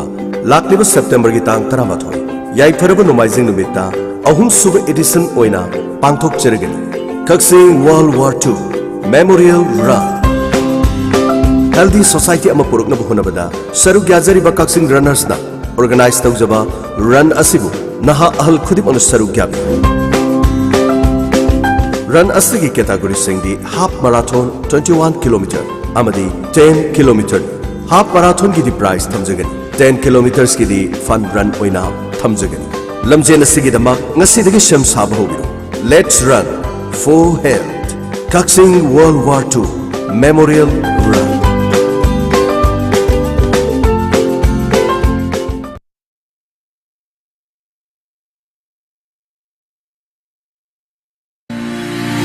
Lengsin biro JJ Vice Store Khongjom Bazaar Mamangi sahi singda tokibugumna embroidery tamningba singi form thaba hojari maruina kankal tuba amadi semba blouse top tuba masida natana eri mechin lonba haibadi bedsheet lonba fi lonba design kaya da lonba tuba tambagi khudong chaba leizari akangaba sit masing khara khaktani leifam safam gi khudong chaba pijari hena ko pamarol gi dama 87877 54511 Amukhana 87877 54511 JJ Store Khongjom Bazaar Kabirani Phundrei Mayum Jobedabu Thagachari